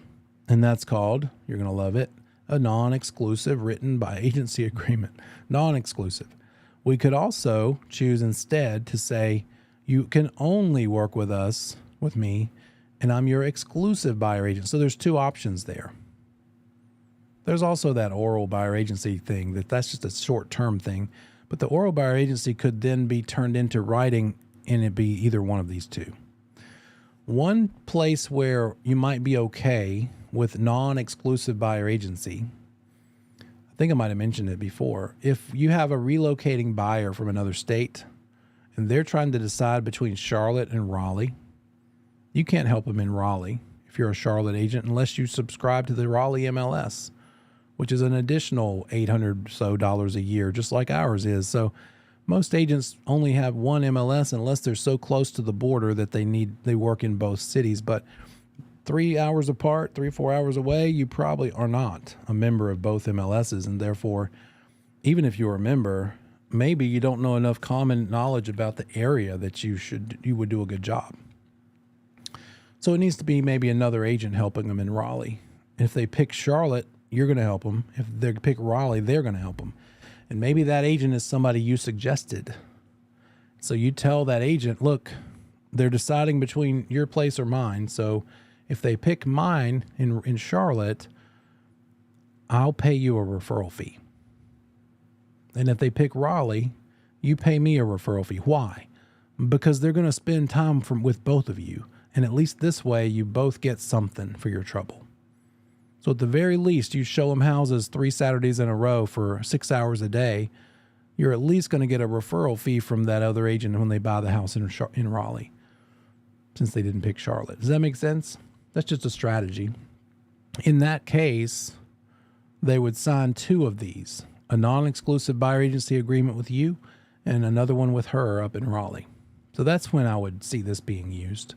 It could also be used if they just refuse to sign exclusively with you. And as long as you and your BIC and your firm rules allow you to do this, you can do this.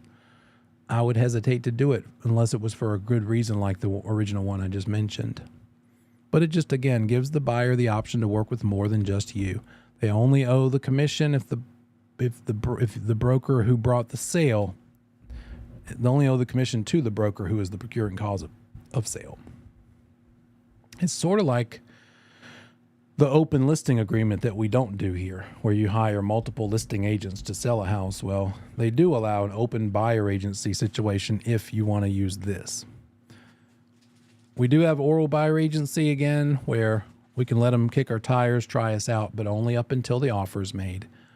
And got to convert it into writing at time of offer before you write that offer. And if they don't, then you're no longer a buyer agent. You have to now become a sub-agent to the seller. The exclusive version we prefer. It has to be in writing. They're only going to work with you. It's a little more like a marriage, although you're not only working with them as a buyer, you have other buyers, but they only have you as their broker. And it's smart. It's good and more efficient because they don't have to tell their story to a whole bunch of people. As long as they can love and trust you and know that you're going to take good care of them, it's really the best solution. But it's just like the exclusive right to sell listing agreement, except on the buyer side. And then we have this case. We've already kind of talked about this, but when you're working as a buyer's agent, the house the buyer might want to buy might be owned by someone who doesn't list it with anybody and wants to remain unrepresented, a for sale by owner, in which case we're going to have to interact with the owner directly instead of as a buffer through the agent. It's not agent to agent anymore. Or with a limited services broker situation, we're working with the seller directly because they told us to. In the MLS, it said bring all offers directly to seller. Make any appointments through the seller. Don't bother the listing agent. It's a limited service agreement. And so you're also going to be working hand in hand directly with the seller. And sometimes they overstep. And sometimes I've done this with a limited service before. And the seller was a grumpy old guy that didn't even think the buyer should get a home inspection. And then our home inspector, on a new construction house, by the way, found that half of the attic space was not insulated. And I took an obscene amount of pleasure passive-aggressively calling him and saying, oh, gosh, golly gee, the inspector found that I know you said everything was perfect and it was dumb to have an inspection, but crazy. Look what they found. So yeah, he said, oh, wow, gosh. I'm like, yeah, gosh.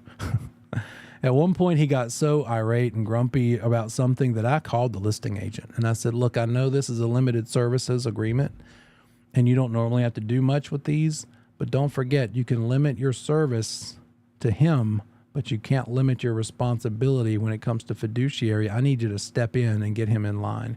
He's overstepping. And it's not my job to remind him of what his obligations are.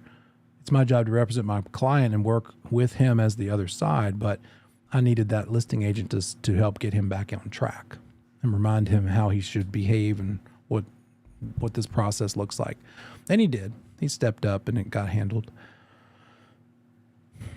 Got to be careful here not to practice undisclosed dual agency. Make sure they remember and don't trust you too much. A lot of similarities. The buyer agency agreement has a place where we can specify what the locations or types of properties are. Let me see if I have it close by here. There it is. And so we can modify this thing as we need to. Right here, we could say it's just for residential, or it's for both commercial and residential. We could say it's just for a neighborhood, specific one, Highland Creek or Happy Hills or whatever. It's just for one address. Maybe they won't hire you unless they only want to use you for one very specific address and nothing else. And if you and your BIC, your firm allows it, you could do that. So it could be tailor-made, very, very detailed.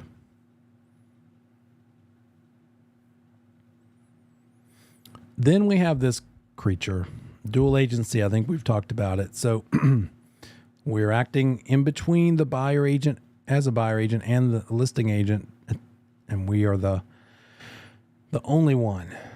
So there's at least one agent in the case of dual agency. There might be multiples, but all of the agents are limited by loyalty. In dual agency, again, we can't be more loyal to the seller than the buyer, or the buyer than the seller. We're representing adverse interests in the same transaction. We're helping the seller get the most money for the house, and we're trying to help the buyer get the most house for the money. Those are opposite and adverse and at odds goals. So we have to not do as much. The firm needs to have a written policy whether or not they'll allow it. And many brokers in my CE classes, either because they don't want to or their firm won't let them, I'd say 90% of them don't touch it. They don't even want to do dual agency. The clients themselves have to give explicit and informed consent. Hey, here's what it is. Do you want to let me do it? No, heck no, maybe. Or I don't care. If you'll drop your fee, I will.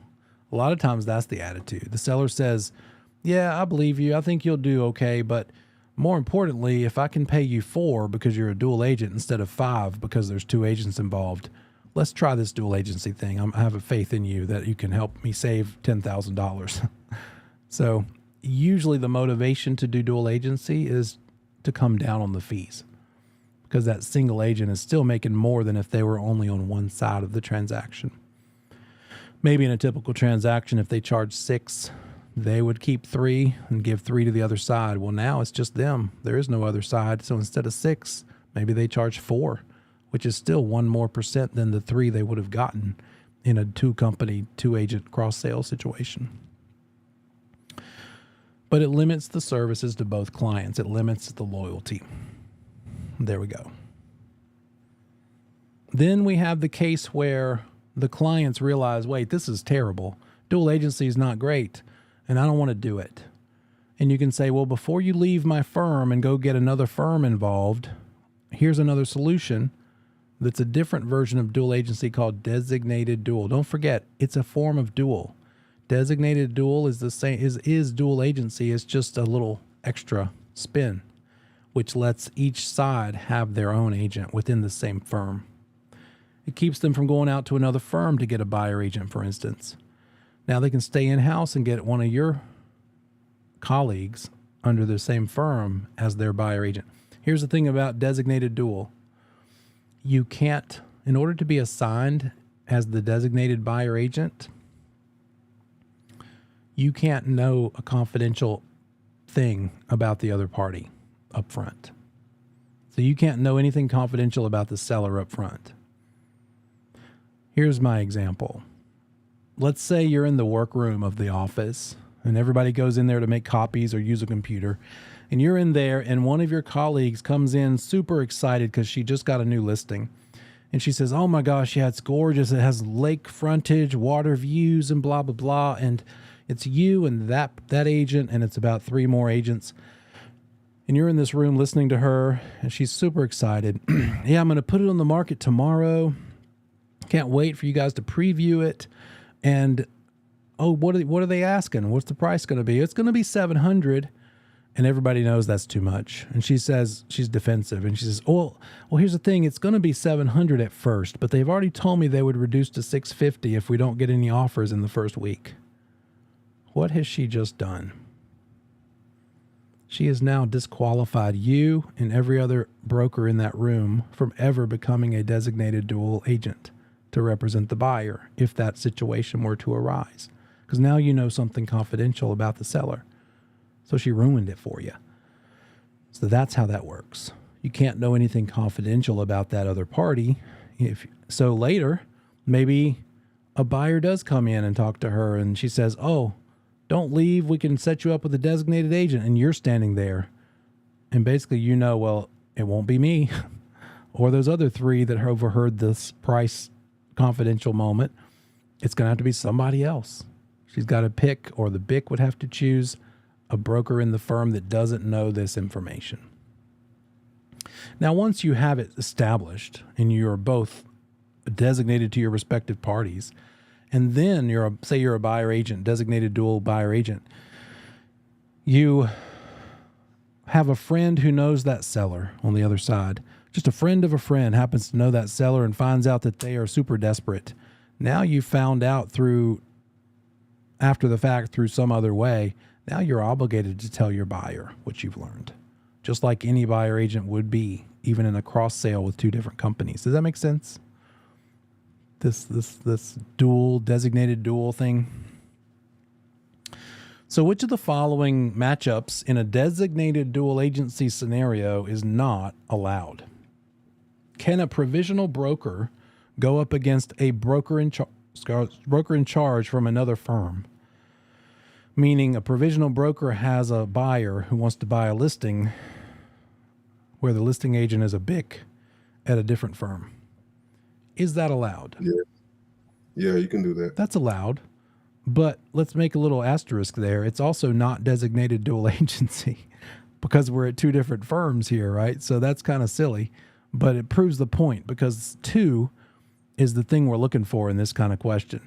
A provisional broker, can they bring a buyer for their own broker in charge's listing and become a designated dual agent?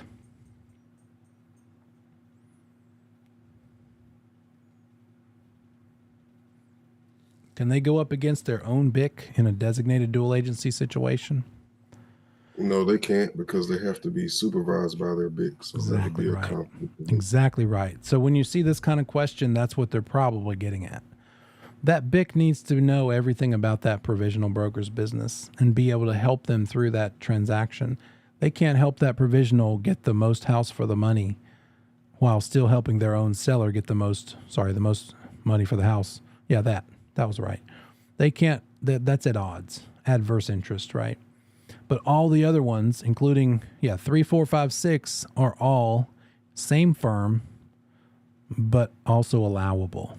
You can have a provisional broker up against another provisional broker in designated dual agency.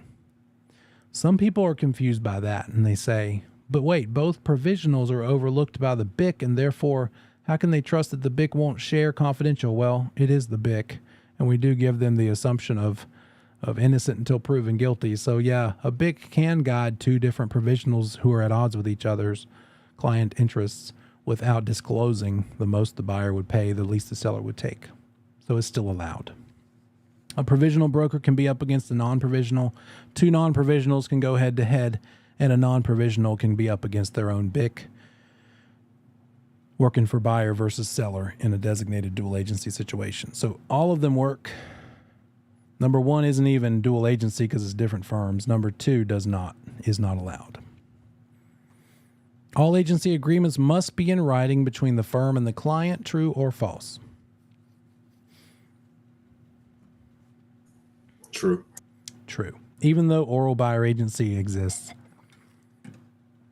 it only lasts up to the point of an offer. It'll never get you paid. Therefore, this is a true statement. And that brings us to what we started with last week, I think. And that was commission split math. So we might hit the highlights a little bit, but then we're going to move on into 10. Because we do have a good bit to cover still. So just as a reminder, just the tree, right? I call it the commission tree. Depending on the split between the firms, it's not always 50-50. The problem might give you a 60-40 split. Maybe the listing firm keeps a little more than they're willing to give the selling firm. It would need to be at the approval of the seller. But they could justify to the seller, hey, seller, I want to keep more because I spend more up front. I should get more commission than we're giving to that selling agent because I'm going to be out in the hole $2,000 between all the photos and the measuring and this and that and the other and the marketing, whatever the reason. Or they could say, forget it, let's just keep it. Or if it's a buyer's market, it might be smart to give the buyer agent more commission than you're keeping because you want to give them incentive to show your listings over others. And so instead of giving them 2.5% or 3%, which most of the listings out there are paying maybe, you give them 4 or 3.5, 4 or 5 or a bonus. So all that stuff is negotiable. And that's how you do the math. We talked about the net math. I won't do that again because we've done it several times. But it's just that thing where we say that the net in dollars divided by the amount the seller's keeping, in this case 7% commission, seller's keeping 93%, equals the sale price it needs to be to pay for all that stuff.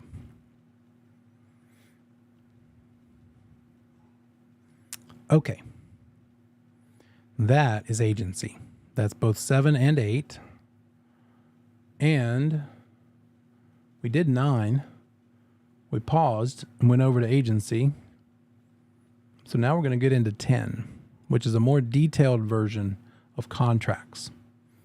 And obviously it's super relevant and really important, and a lot of test questions come from it. So let's launch into it.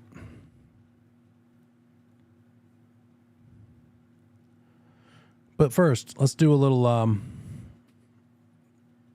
test question. George decides to sell his personal residence and offers it in a letter to Larry at a price of $350. In other words, he writes a letter to Larry and says, hey, I'll sell you my house for $350. The next day, George receives a note from a neighbor who somehow intercepted this letter or overheard, and the neighbor wrote, I accept your offer to sell your home for $350. I heard about it. Is George obligated to sell to the neighbor? No. On the test, you'll get reasons why it's yes or no, but yeah, essentially no. Yes, because the neighbor accepted. Yes, because Larry can always assign it to someone else. Or no, because George didn't make the offer to the neighbor, or because the neighbor didn't wait for Larry to accept. Best choice out of these choices, this list.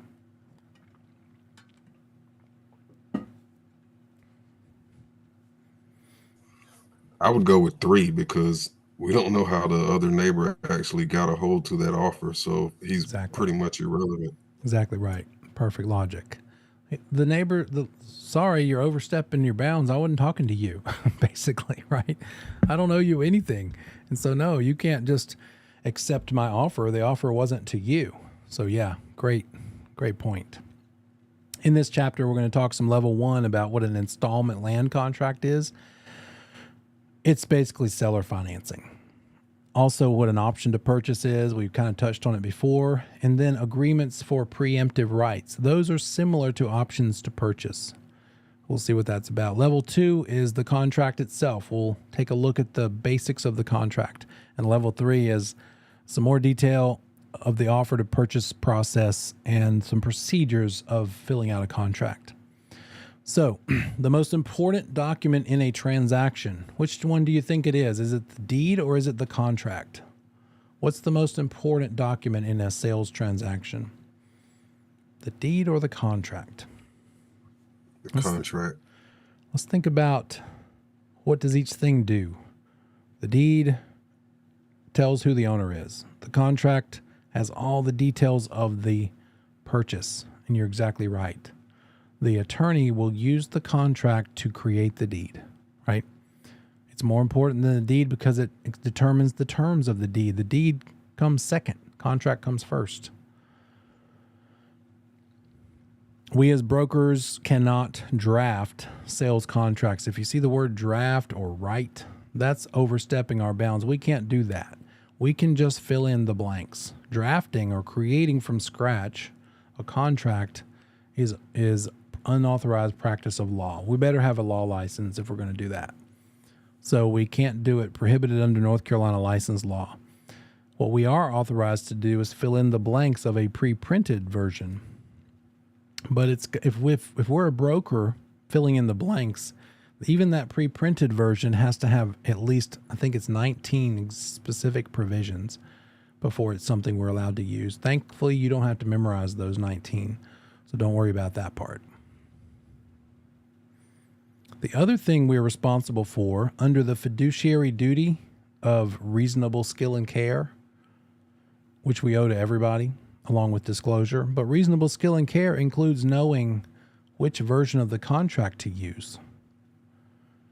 So if we're selling a house, we need to use contract 2T, form 2T, which deals with improvements in a house on property. If we're just selling the dirt, the vacant lot or vacant land, then 2T is not what we use because it has some specific things in it related to structures.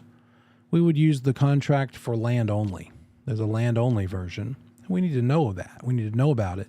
That's the kind of thing you're going to learn once you get your license and get out there and go into your probably like a boot camp intro orientation, basic.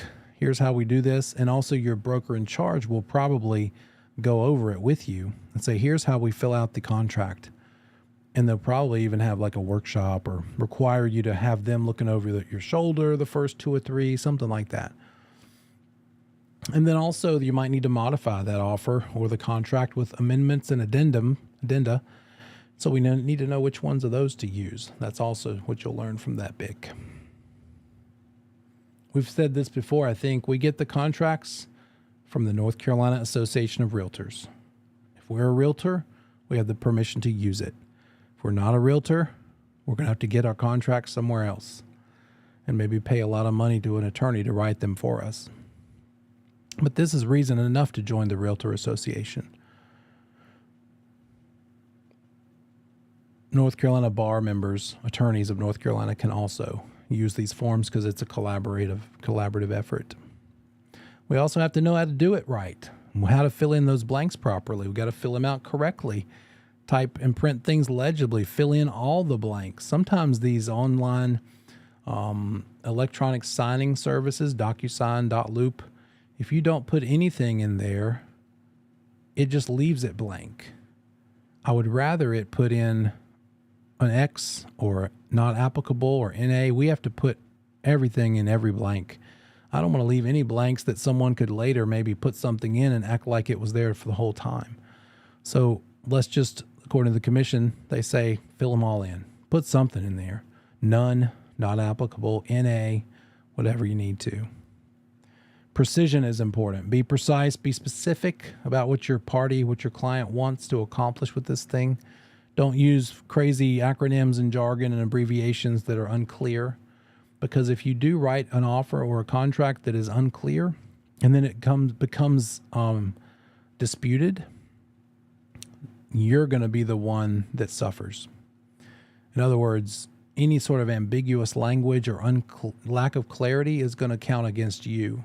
You're going to take the hit for that because you were the one that filled in those blanks with the lack of clarity. And then there's a statute of frauds. In other words, she's going to kick you out of her courtroom unless the contract is in writing. Because it's not enforceable, she can't do anything with it. She can't render a decision based on a verbal agreement. So the statute of frauds says contracts must be in writing in order to be enforceable. But in writing includes electronic signing. So that's been approved in North Carolina. E-signing is legal. You could just not touch a piece of paper at all and have an entire transaction occur with all the signatures. You could save all the trees. So what's the most important document in a real estate transaction? Contract. The contract, not the deed, because the contract informs the deed. It's where the attorney gets the info they need to write the deed. If a term needs to be added to an offer to purchase, the broker should just write it in, true or false. Write the language from scratch. Never. False. Look for an addendum, an addendum, because it's an offer, so not an amendment.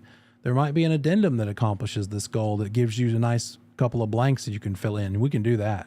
And there's most addenda for every situation. It all starts with this document being an offer.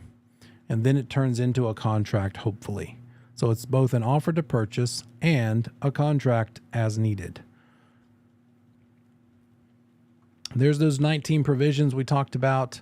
We are about a fourth of the way through this chapter 10 set of slides. The next thing we'll get to, let me see here.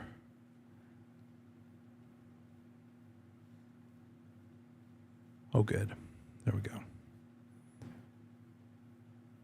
I believe it's going to be finance. So put that on your radar, on your to-do list. Go on and start reading the finance chapters. And then once we get through that, there's 2 more practice exams that we'll release to you that you'll know enough to be able to take. So all of these are still high test question numbers, right? Numbers of test questions. A lot of them from agency, a lot of them from contracts, a lot of them from finance. So hang in there. Have a great weekend. Let me know of any questions, and I will see you next